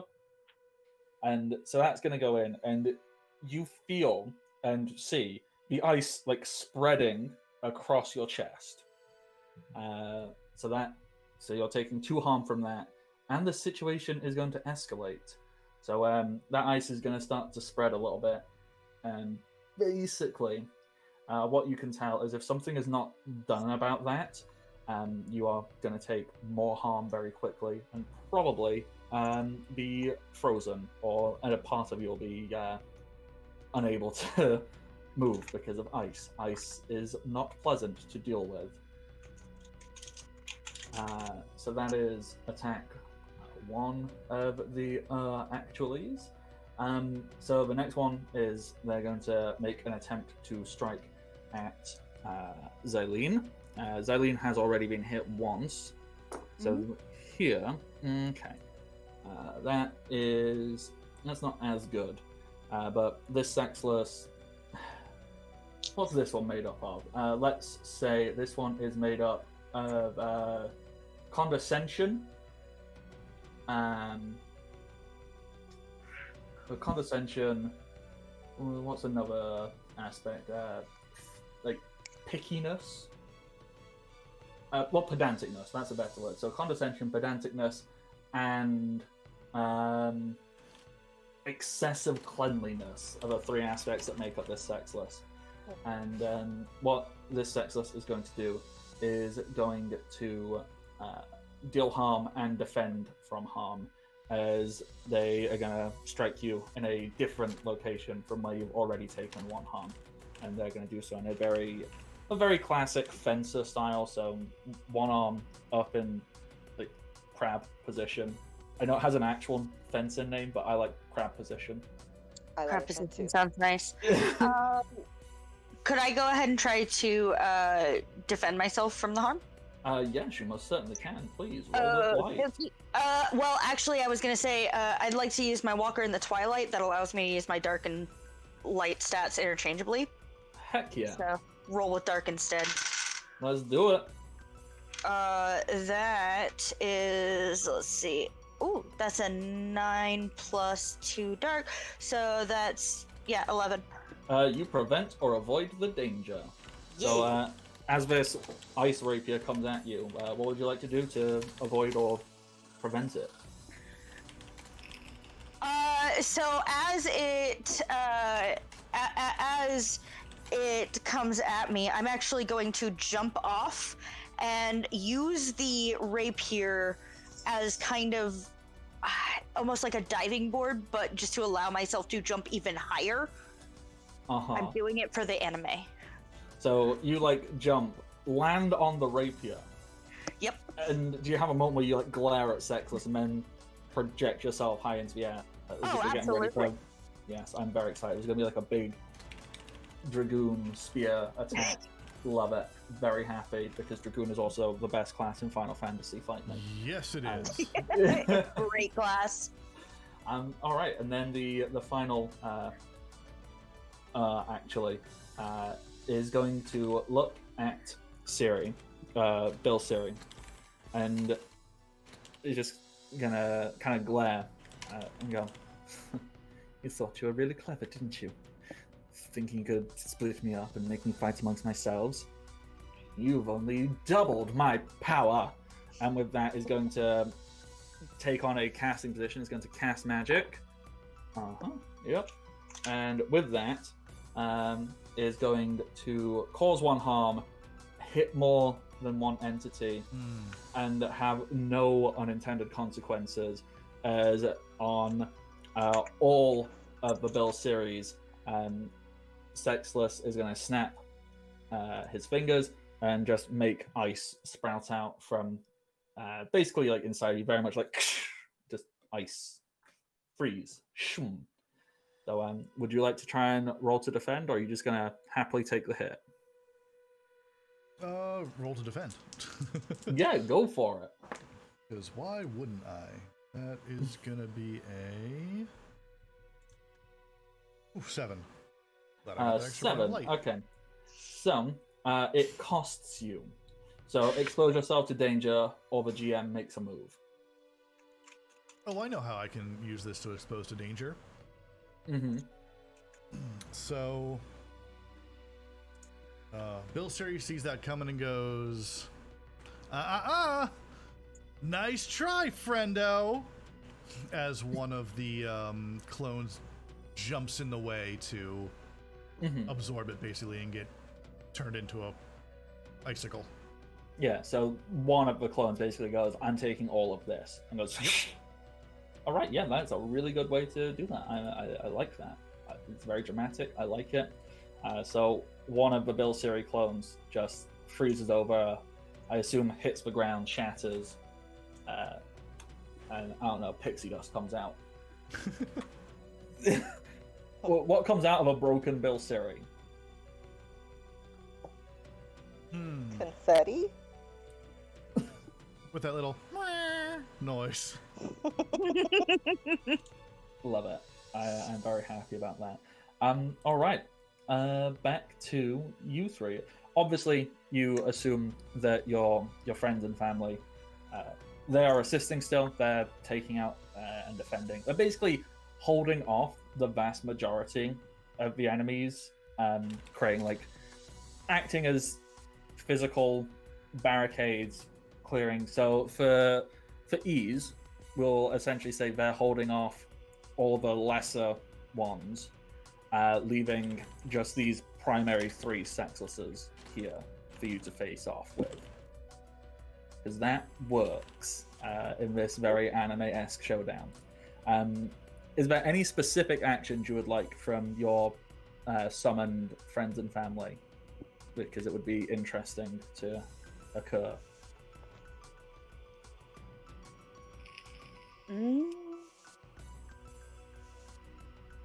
So we have 2 Keyblade wielders.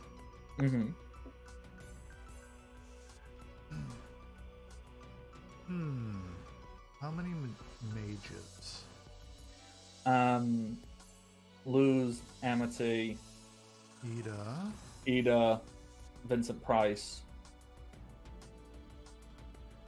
All those four of the summoned, have some affinity for magic.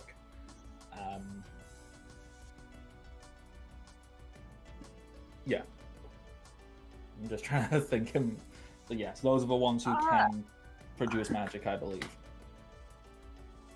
So for some reason, I'm imagining the Keyblade wielders to go into like dry forms of sorts. You know, like the Valor form, Wisdom form, Limit form. You've been playing Kingdom Hearts 2 a lot lately, haven't you? I have been playing Kingdom Hearts 2 a lot lately. Don't judge.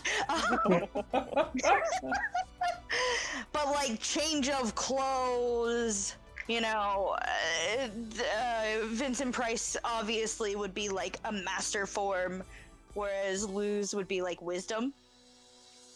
I dig Luz in wisdom form. So she basically just starts skating around and shooting people with little bolts of light. Surprisingly, Jack Keeler, Master Vincent Price. So I'm trying to recall, because I believe there is a specific reason why Sora can have two Keyblades. There's a whole bunch of stuff in there, lore-wise.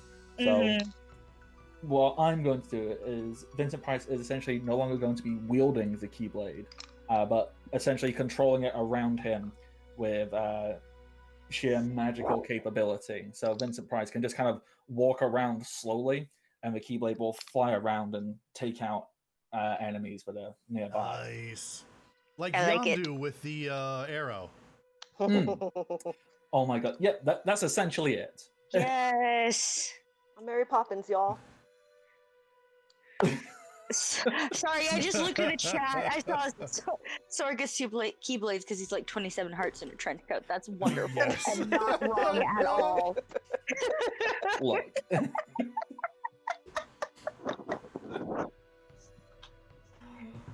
Oh, that is essentially the in-canon reason. I mean, It's not wrong.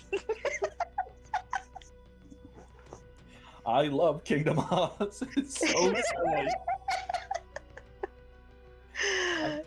Okay, so then what else would you like summon friendos to do? It's really just your chance to write your most ludicrous fan fictions. Oh, you know what? So, Bill Siri is going to reach into Hammer Space and pull out a book and say, "Hey, gargoyles, catch!" and toss them the spell book. Yes. Okay, so Demona, how this is going to work? I think Demona is going to throw Goliath the gun, because we all needed to see bisexual icon Goliath with a giant laser cannon. While Demona cracks open the book, and she is going to start. She's going to start casting spells. And what spell specifically do we think would be interesting here? I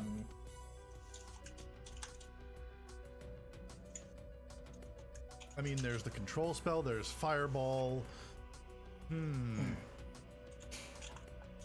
There's like some high-level curse magic. Okay. Fireball is fun. Fireball is very fun and destructive. I kind of like the control, because imagine if Demona could get some of the sexes to just turn on themselves and start fighting amongst themselves. Gives you a little bit more leeway. I think that's very appropriate for Demona as well. Oh yeah. So yeah, she'll do that, and some of the sexes will start beating down on each other. McGucket. McGucket's just going to keep being McGucket, I guess. Like, just the giant robot is just going to swing around. Then McGucket's going to like jump off and, I don't know, like do a little dance on one of their heads. I love McGucket. He's hilarious. I can just imagine every single thing we're describing McGucket doing, and it just makes me happy. So there's that. I think.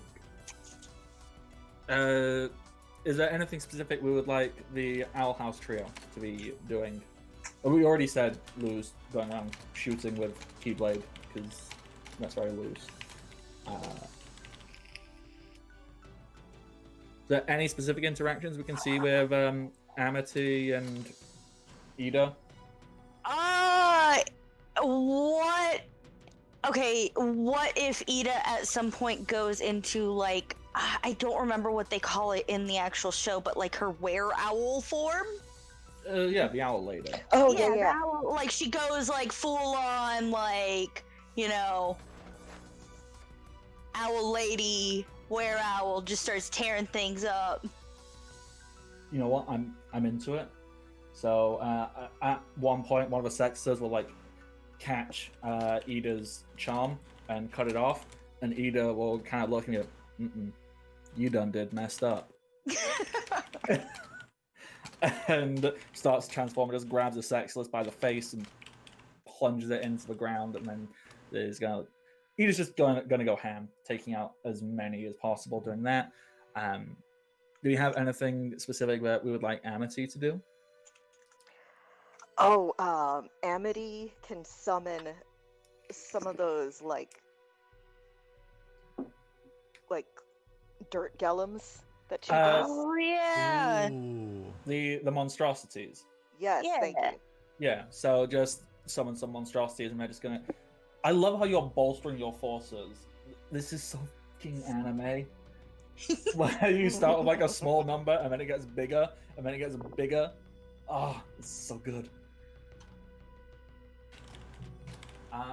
So then I believe that just leaves Vin Diesel pudding. What would we like Vin Diesel pudding to be doing?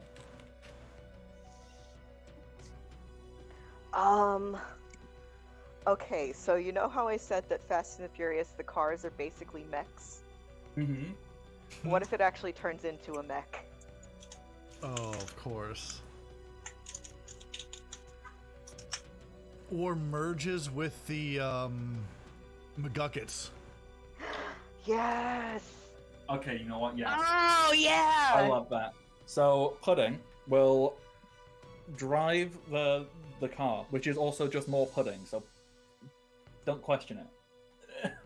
I love the idea that you see the close up of the pudding foot put down the pudding gas pedal, which is actually just more pudding, but that somehow makes him move faster. And just drives and crashes into the McGucket robot, but then becomes one with the McGucket robot, and will take on the shape of a giant mechanized Vin Diesel. And just there's one word that like bellows out in a very deep, gruff voice. It's just family.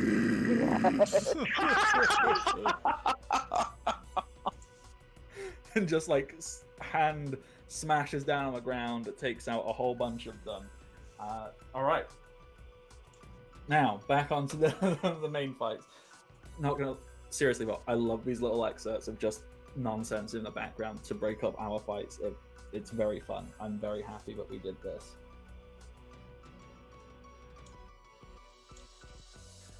So you three, what would you like to do in your 1v1s essentially? I would like to roll to heal. Mm-hmm. I think we've all taken at least one harm right now, right? Yes. Oh, Siri hasn't.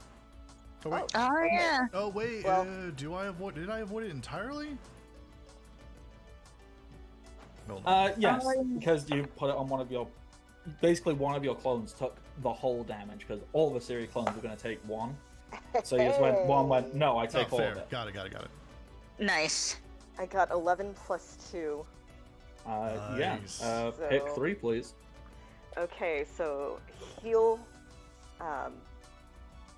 each of us, me and Xylene, heal 1 harm. Mm-hmm. It affects 2 targets. And Nice. no unintended consequences, I guess. Let me double check, but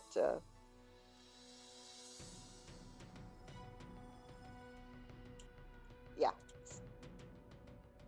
no additional unintended consequences. So, on cast magic, it says hits more than 1 entity. I believe you could have that hit all of you. Oh yeah. Oh, yeah, okay, yeah. Yeah, so Siri can also get healed as well. Okay, I thought that Siri hadn't taken damage. Okay. Okay. So blue.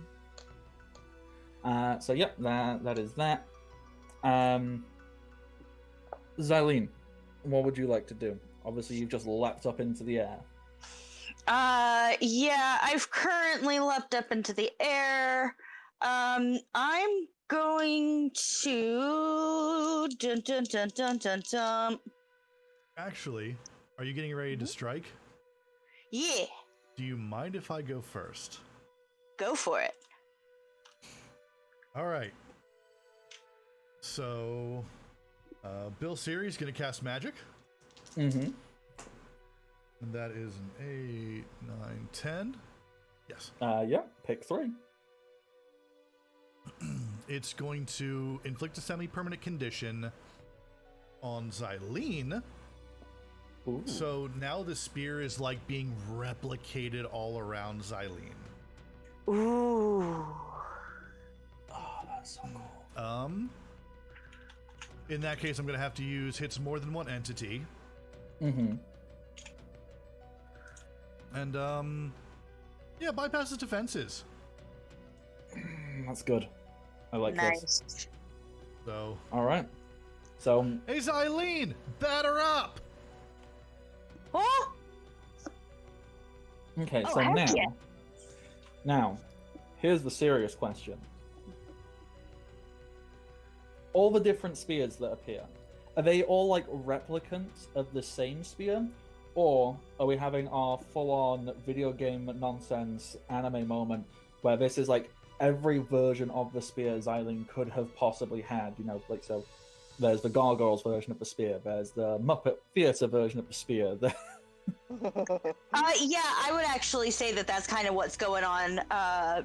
Multiple versions of the same spear, just like what they would look like in different worlds. Okay. And obviously then the one you're wielding becomes like the ultimate high-end level spear. So what is your ultimate high-end level spear? Does it have a special name? And what does it look like? Oh no. I mean, obviously for the anime, it's gonna get bigger. Mm-hmm. Give me 1 second here. I mean, if it helps, in Final Fantasy, usually the highest tier of spears, they're either called like the Holy Lance or Gungia. So they're some of the more common spear names of like top tier weapons. I think there's a few others like the Blood Spear and whatever, but usually Gungia is the, or Holy Lance are the top ranking ones. I think I like the idea. You know what? Just pulling back from her like throne and stuff. We'll just go with the Thorn Spear. Ooh, okay. Yeah, and it looks similar to, because freaking Kingdom Hearts 2. We're gonna say it looks kind of similar to Zaldan's spear. Uh-huh. Except instead it's a red, it's got like essentially like a giant rose on one end, on the back end, and then towards the front it's almost like a needle-like thorn. I can't words. And the vines sort of like wrap around and up her arm. I love this aesthetic. Yeah. All right. So, Now, do you scream an attack name as you plummet down to try and do big damage? I feel like I should, but my brain is just not wanting to come up with something cool. Okay, so if we're going for a floral aesthetic, specifically rose, you know, so things like a rain of thorns or crown of thorns, or I kind of feel like Rain of Thorns or Thorn, because the spears have replicated. Mm-hmm. I think that does work for this. All right, let's do it. Yeah. Strike, please. Okay. Oh, as I knock one off. Okay, so that's another 9, 10, 11. That'll do it. Yeah. I believe that's pick 2. Okay. Yes, choose 2. So obviously I'm going to deal great harm. And because I do have dry form, I can pick from both. Yeah. So I'm actually going to say, let's take something from them. Let's take their rapier. She's just gonna like, essentially like the as she, you know, strikes, a few of the thorny vines shoot out and yank the rapier from Cexsclus, and she's now holding it in her free hand. Yes. I love this. So, big dragoon dive. You've done the stab. Cexsclus like starts to stumble back, and you then grabbed his weapon. Now you're dual wielding rapier and spear. That are just way oversized. Yeah, a severely underrated combination of weapons, by the way. More people should dual wield spear and sword. I'm very happy with how this is going. I love this. This is very good. And Siri, Bill Siri, what would you like to try and do? Oh no, that my thing was helping. Oh yes, yeah. Brain Bork. All right. So, Cexsclus 1, who is confronting Rissix, what they're going to do is they're going to get their big old sword, and they're going to pull it back, and they're going to go, all right, I'm bored. I'm over this. You stop this right now. So they're going to strike with intent, and they're going to deal great harm to Rissix. Oh, jeez. Yeah, they am going for it. So as they roll that, their sword, they're going to pull it back, and they're basically going to try and hit the same place they already hit once. You've already healed, but there is still the lingering ice there. And what they're also then going to do is they're going to take control of the situation. And with that, what they're hoping to do is they're going to stab and make the ice like explode out and essentially form like an ice pillar to hold you in place. Would you like to try and defend? I would indeed. Okay. Roll with light, but that doesn't do anything for me, so 6. Yep, so you're gonna take the harm, and the situation escalates. Forget how much is great harm? So 2 harm from the great harm. And Cexsclus is going to take control of the situation, and the situation is escalating. Hold on. So, yes. I would like to interfere. Please do. Please do. Okay. Come on, doing good. That'll do good. That's an 11. 5, Okay, nice. Choose 2, please. Let's see. Well, they are an NPC, 10 plus. They don't do it. Yeah, I was looking at the wrong thing. Yes, so they don't do it. So how does this occur? I think Bill Siri just looks over, snaps their fingers. Not so fast, friendo. That's not gonna work. Try again. Actually, don't. And just like resets them back in time. Nice. I love that. So, and they're just back to where they started. And go, ooh, well, okay, love that. Very happy with that.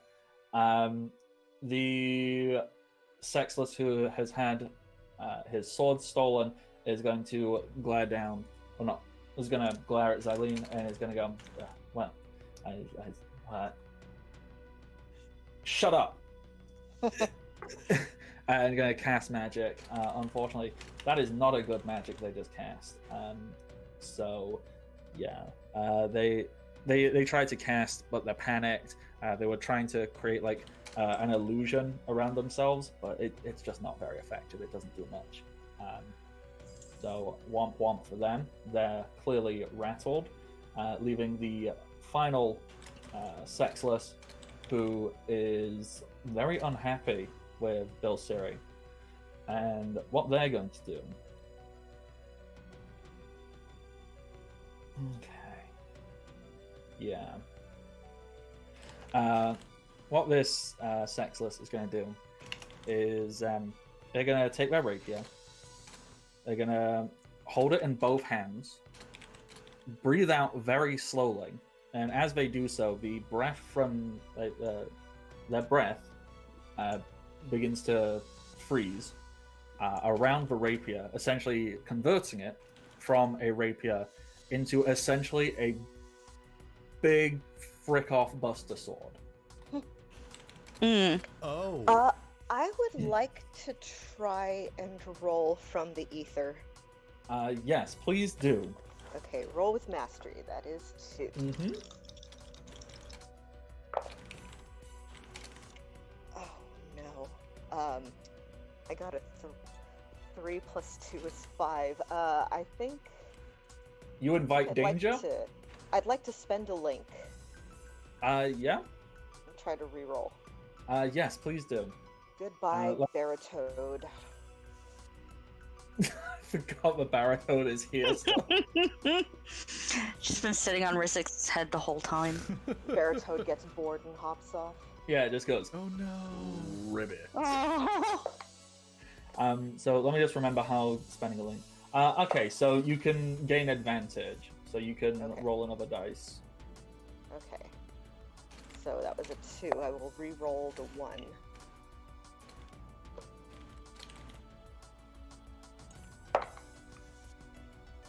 Really? This is very tense. What happened? 3. Okay, so that's Oh no. 5 plus 2, 7. 7. You get something serviceable. Okay. Okay. So I have an idea. Okay. But if you have one you would like to do, please do yours. I want to hear your idea first. Okay.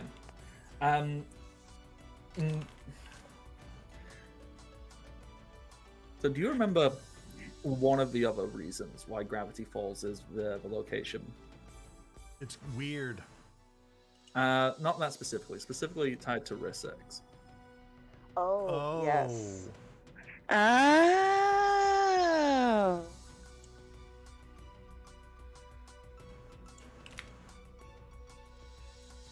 So, I know this one technically comes more under inviting danger, but it is technically serviceable. True. So, my intent when I reached through for the ether was to get something that would protect us. I was thinking maybe like a shield or something. But if these things had another target to focus on, it could take the attention off of us. Yeah. So I'm gonna reach through. I'm gonna like throw out my hand, create a portal, basically, like a tiny portal, like a hand sized, reach through it. Something's gonna grab on, and I'm gonna yank my hand back, but as I pull, the, was it Heartless? Mhm. Oh. Comes Now- out. Uh-oh. Can you just give a reminder of the description of this being, please? Okay, let me see if I remember. I think it was vaguely person shaped, but like kind of stretched out and crouched. Mm-hmm. I remember there was more to it, but I don't remember what. But yeah, it's this like it looks like somebody got put in a taffy puller, only Mhm. not in like, you know, you don't get taffy when this comes out. It's more like this horrible oil spill looking, vaguely human thing with teeth. Yeah. I feel that's a fairly, not fairly, a very good and apt description. This quite large, very pointed, very unpleasant looking creature. What is the initial reaction from Xylene and Bill Surrey upon seeing this as being the thing that Rissix pulls out to try and help?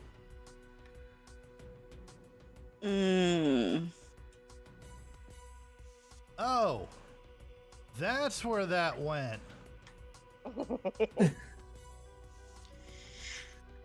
I Hey, guess I can. Cexsclus! Look at A you, whole you bunch- failed to do your job again!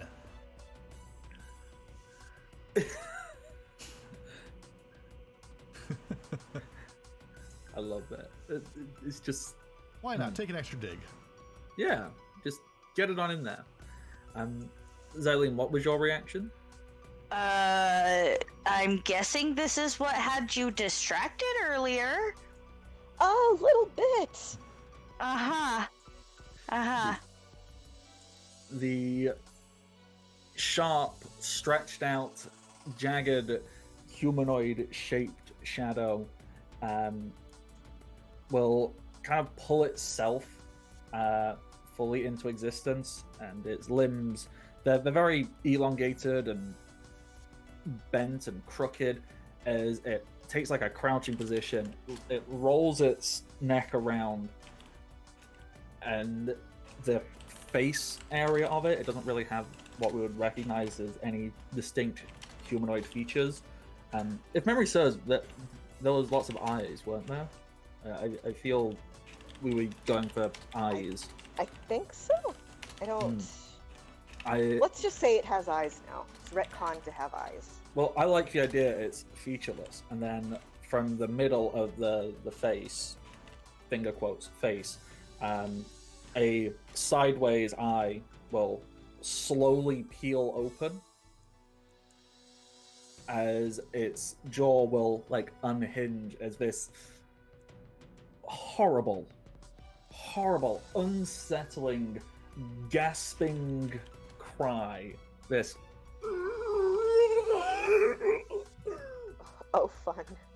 Oh no. calls out. Yeah, that hurt my throat a little bit. It's fine. It was for the effect. It was a good effect. As its hand very quickly, almost instantly, reaches out and grabs one of the Cexscluses and stretches out past the location of the current fight, pins it against the wall, and just crushes. And just gone. One of these Cexsclus just gone. Huh. Well, that escalated quickly. Yep.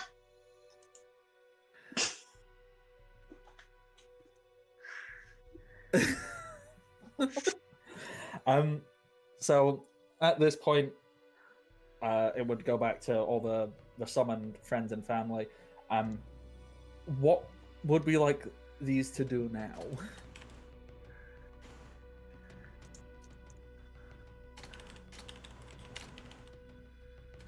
Hmm. Oh,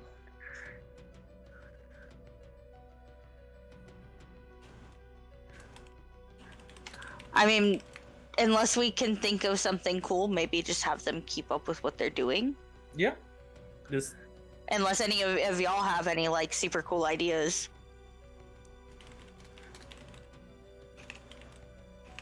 uh, Oh, I'm gonna. Okay.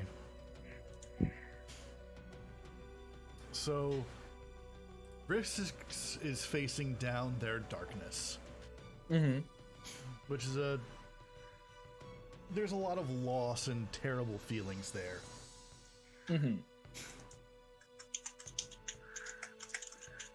God damn it! Why did Fast and the Furious have to be the exact thing we needed right now?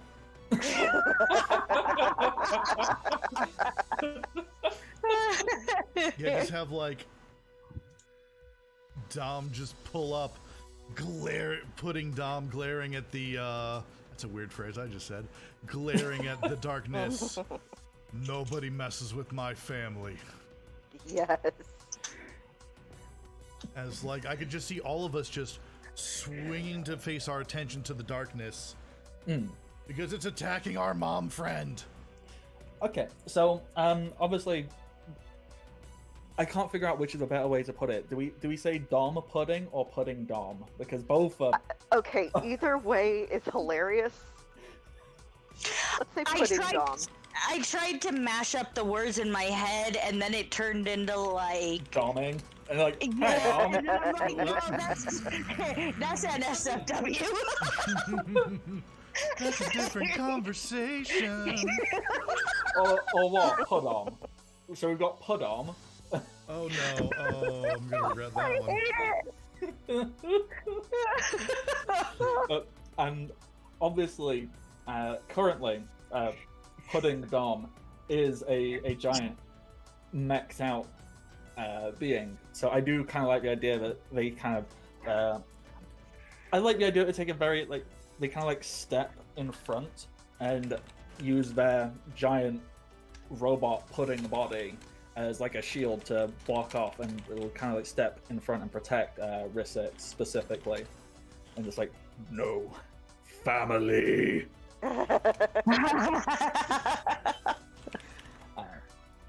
Okay, and then yes, I believe the others they'll continue.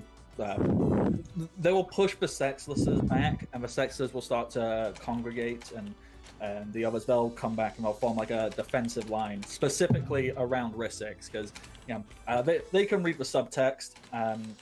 You know what, the link that they have with Rissix, they can feel that Rissix clearly needs help and support right now. So Rissix gets a line of all these people here to help and protect her. So you've got all your friends. You have Surprising Jack, Keeler, Massive Vincent Price. You have Luce. You have Amity. You have Ida. You have Goliath and Demona. And of course, you have McGucket. And I like the idea. We're all standing, glaring this thing down, except McGucket, who's turned the other way, looking at you and go, hey, hold on a second. And doesn't even turn himself around. Like, just like... I think someone has to pick McGucket up and turn him around. And then he goes, So, Rissix, you have a wall of friends. And I love. I'm very happy. This By is the power of friendship. Yeah. I think you mean by the power of family. this is family. So, with that, you three, what would your actions like to be?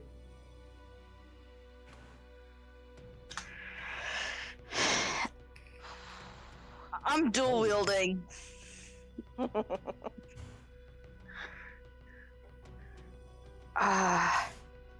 Hmm. So what is? We still have 2 Cexsclus and the Heartless now? Or did I know one was definitively? Yeah. So of the primary Cexscluses, there's 2 currently remaining. Yes. Okay.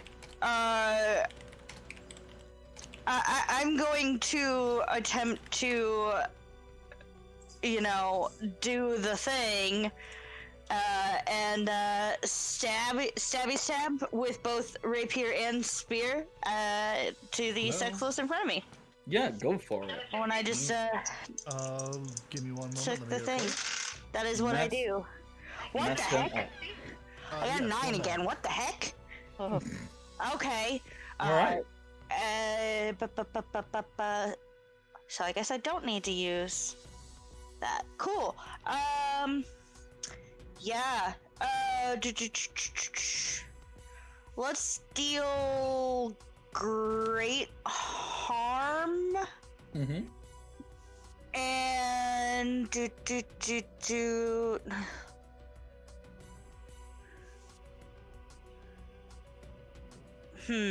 Okay, could I attempt to take control of the situation? So I believe what that would be doing, since you are engaging with Cexsclus, I believe that would be taking control of the situation with Cexsclus, not so much with the Heartless. I think. No, that specific Cexsclus Yeah. that I stole the rapier from. Okay, so I am going to jam both the spear and the rapier in, withdraw my spear, but continue pushing the spear through. Mhm. Or not the spear, the rapier through. And essentially try to lodge it into a wall to where he can't move any further. Yeah, 100%. You just swoom, and pinned into a wall. He's kind of flailing around, and the situ. I mean, to be honest, the deal great harm would finish this one off, and he'd just disappear. Yeah, well, that's kind of my imagination goes to, because it's like pin him to the wall, he's stuck for a second, and then the ice, because it's his own rapier, sort of spreads through him. I like that. I like that a and lot. freezes So, him. yeah, 100%. So pinned into a wall, the ice begins to spread, and Sense kind of looks and goes, "Oh, bother." Freezes. Ice shatters, Cexsclus disappears. Yeah, good move. Happy with that. Yeah. Bill, Siri, and Rusix, what would you two like to do?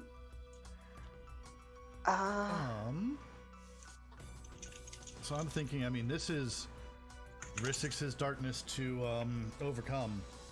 Mm-hmm. Yeah, I'm gonna roll cast magic. Okay, yeah, let's do it. 7, 8. That's a 9, I believe. I believe you get to pick one. Yes.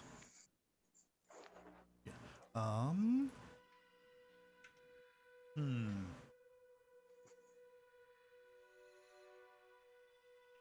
So I think it's going to be a semi-permanent condition. Mm-hmm. As Bill Siri, just kind of looks at Rissix. All right, this is maybe slightly out of character, but it applies in this situation. I believe in you, Rissix. You can do this. And just projects that faith and strength that Siri, has, and all that love that Siri has for Rissix to give that boost of power. Okay. I am very happy with that. Rissix. yeah. Until further notice, roll with advantage. Yes. Okay. I am going to. Okay, who's still up?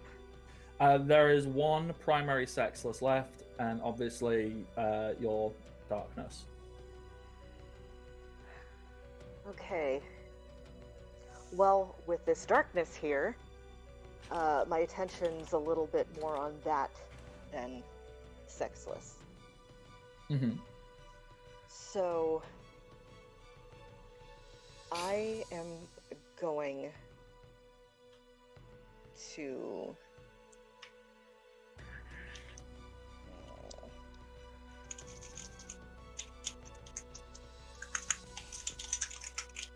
I had an idea, but now I'm not sure it's the right idea. All ideas are the right idea. Okay. I'm going to cast magic. Mm-hmm. Okay. So it's a 6 and a 3. And I re-roll 1. Yeah, so advantage works. You roll 3d6 and just get to pick the 2 highest. Okay. Okay, the 3 was higher than the 1. So that's 9, 10, 11. Pick 3. Okay. I am going to choose more than one target. I'm going to cause 1 harm to the darkness and to Cexsclus. And I'm going to bypass defenses. Oh, okay. Okay, so sorry. Say that again. My brain just did not register them. More than one target, so it's both the darkness and Cexsclus. 1 harm to each of them, and bypass defenses. Okay, yeah. And what spell are you casting here?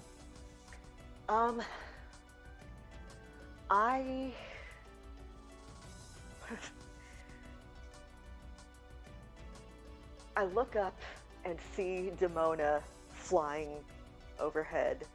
Mm-hmm.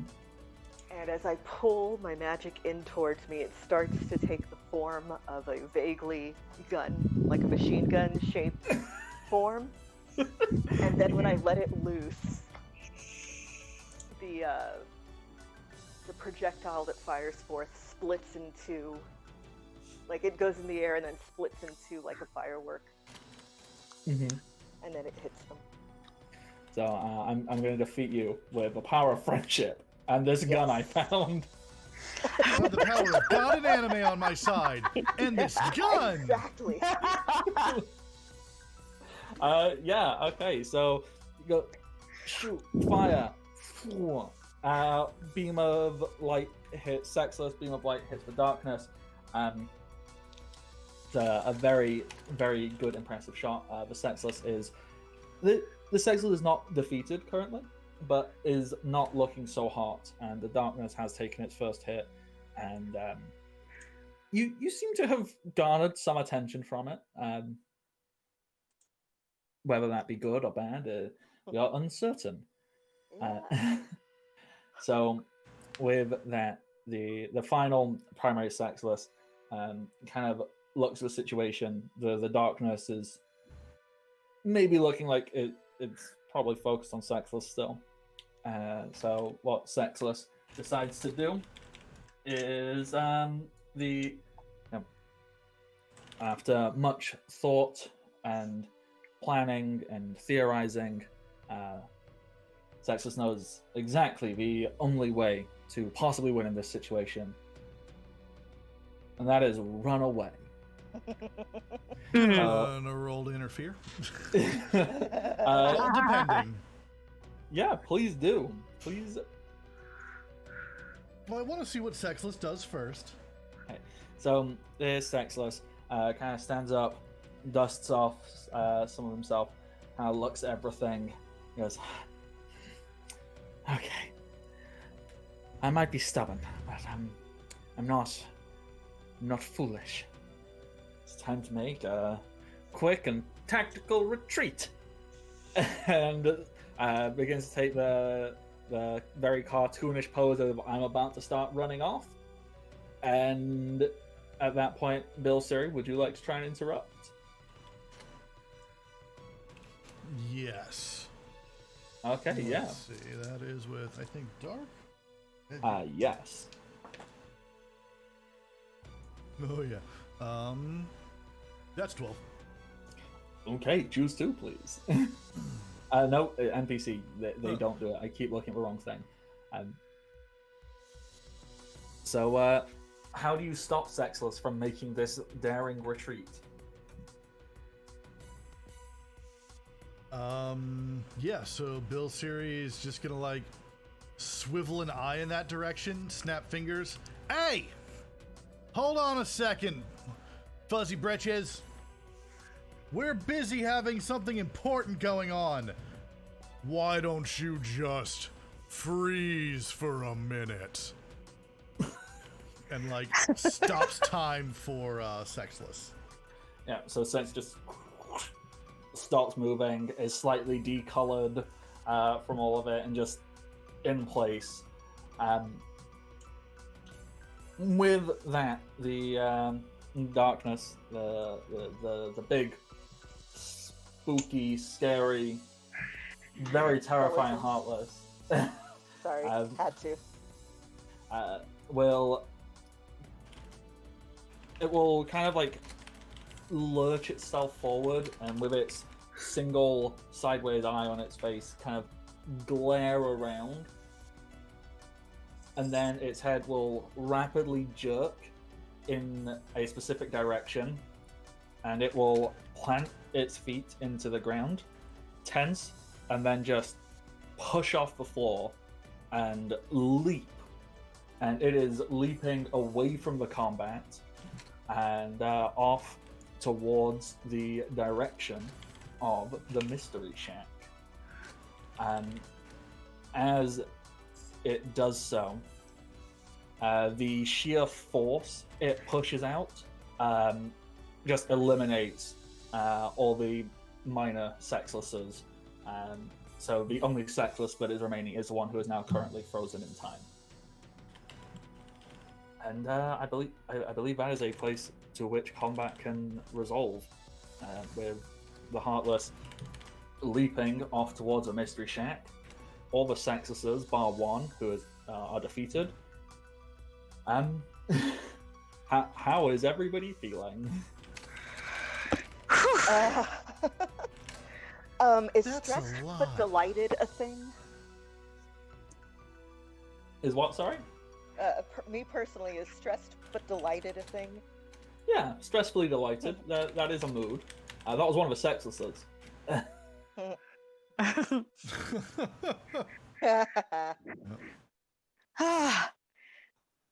We didn't die. That's a We good didn't thing. die. Okay. I knew there was something weird going on with that Mystery Shack, by the way, because the thing and the snow globe. The snow globe. Yeah. Apparently the snow globe was definitely a sign. Huh. Yes. No, that was it. Just huh. Okay. Also, what the heck is going on with Siri? It's just the tone of your voice when you say stuff, it always sounds a little bit sarcastic and ominous when you're in this triangle. Honestly, it's kind of freaky. No. See, it happened again. Okay, so I don't see what you're talking about whatsoever. Uh-huh. now you're doing it to annoy me, but that's okay because we survived.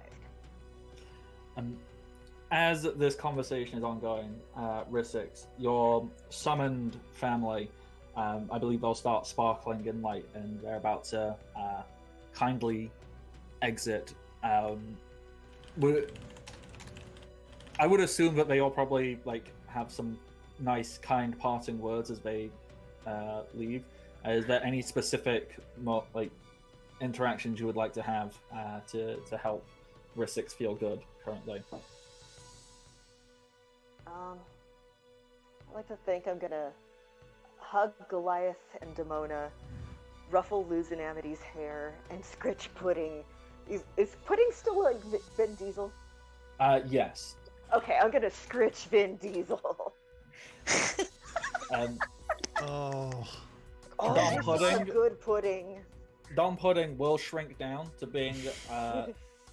You know what?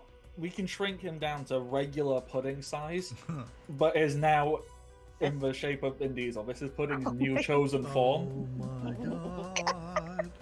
Miniature floating Vin Diesel Pudding. Yes! This is the most amazing thing that has ever happened. Who knows exactly how to say one word now, and that's family. Excellent. Oh goodness. Oh goodness. We will drive this meme into the ground. So, Oh. Really? Sorry, my cat just jumped on my shoulder. oh. I'm wondering, Bardic, Yes. can I do a, deep dive? Yes, you most certainly can. I don't know why there's an uh-oh with that. That's a, 11. Okay. So. I'll ask 2 from- questions. Okay, yeah, go for it. Well, we know it was done here recently. Oh, do we ever? So I guess the question is, what is the biggest threat here? The biggest threat here, surprisingly, you would. It would seem that Rizzik's Heartless is probably the biggest direct threat. But underlying all of this, there is a rather indirect threat, being Lord Gideon. Uh-oh. So that is because obviously Lord Gideon was here and just vanished. We didn't really keep track of where Lord Gideon went. That all happened before we started this big showdown. So Yeah. it is something to keep under our hats. That is a thing that is somewhere.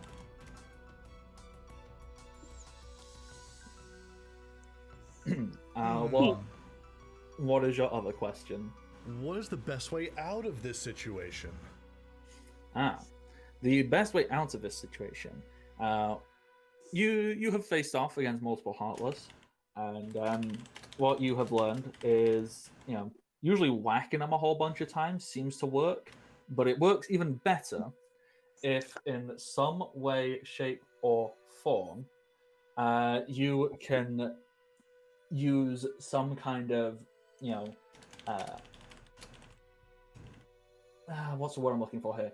If you can use something rather poetic or thematically appropriate to defeat it, so one would assume that this is Darkness Born of Rizzik's. This is something to do with potentially Rizzik's trauma or backstory. So if you could use that in some way, shape, or form, that would probably help you defeat it in the most effective manner.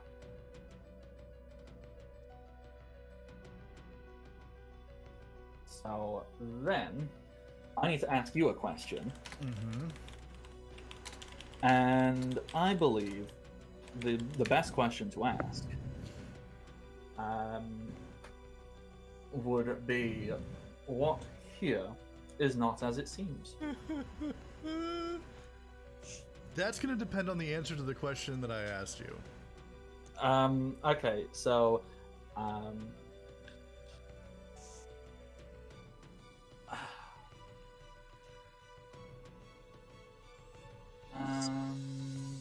okay, so I'm not 100% certain what that, I might be passingly familiar, but even just the acronym, it's not like immediately going, aha. I'm like vaguely familiar with it, not to a great degree. Yeah, I have read enough comics and know enough sci-fi to understand the concept. Yes, Yeah? Yeah. Okay. Oh, what here is not as it seems? As we are standing here in just the midst of this absolute, oh no, Gravity Falls is on fire again, by the way, carnage, again and or still unknown.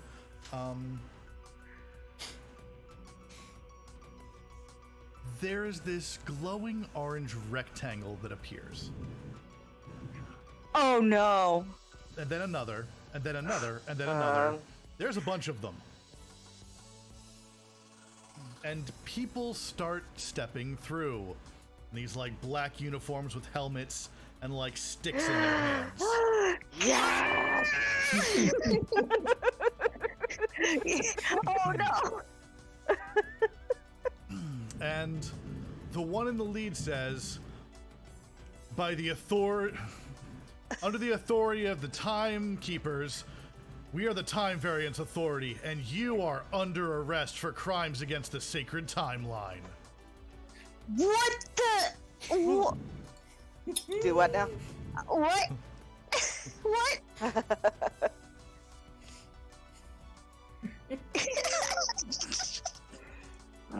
Oh my god. Oh, the freaking TVA. And you know what? I feel that is a really good place to end the session. So, with that, thank you everybody for tuning in and riding out this so fun story with us. I am the Bardic Knock. You can find me on the internet, Twitter, Twitch, Patreon, and YouTube, all as the Bardic Knock. I do a whole bunch of stuff like this. It's a lot of fun, and I enjoy doing it. Nerds with Dice is a wonderful community. You can join and be a part of the Discord by finding the link or using !Discord in the chat. You can follow Nerds with Dice on Twitter to keep up to date with all the different shows that are currently ongoing, and just keep an eye out for all the cool, interesting things that Nerds with Dice is doing. Capjack, who are you, and what chaos have you brought onto the world? Hey everybody, I am Capjack, you're a demon captain of the Seven Hells, and yeah, you know what, let's fuck with timelines now. Because, you know, when variance got mentioned, it just clicked in my head and I went, okay. And I think we have ever so slightly been causing a minor ruckus. A little bit. Tiny bit. So this is going to be fun. I like this a lot. This makes me very happy. Okay. Kay. Who are you, Kay? Hey, I'm Kay, aka Undead Kay. I have been playing Xylene, the Stabby McStab Queen. You can find me over on my own Twitter, which is @KUndead. You can also find me playing games and stuff on my own channel from time to time. I believe tomorrow we are supposed to have Curse of Strahd, but it's kind of up in the air. I may have to just record it and then upload it to YouTube. We'll see what the internet's saying about that. So, yeah. But that's me. So, yeah. And then we have Lauren. Lauren, who are you? Okay, first of all, I'm distracted because, okay, if you go to @Lissy, Lisi, Lu, Design on Twitter, they make hoodie plushies. Oh my god, drop a link. Yes. Yes, please send link. Yes.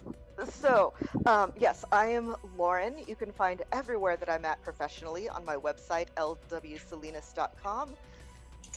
That includes audiobooks, past streams that I've been on, podcasts that I'm on. I record a podcast on Thursdays, speaking of the TVA. Legends of S.H.I.E.L.D. We are currently talking Loki, episode by episode. You can see me here Mondays at 1 p.m. Central, where I'm running a Wanderhome game. And on Twitter, where tonight I will be yelling about wrestling at Sithwich. Oh, right. With all of that from everybody. I believe that's thunder I can hear in the background from Capjack. So Oh dear. we are gonna wrap it on up quickly, and we are going to raid Cyberpun 1988, who I believe are doing an Alien game. Nice. So we're gonna throw the raid on over to there, and until next time, everybody, stay safe and happy adventures. Bye bye. Bye. Bye. Bye.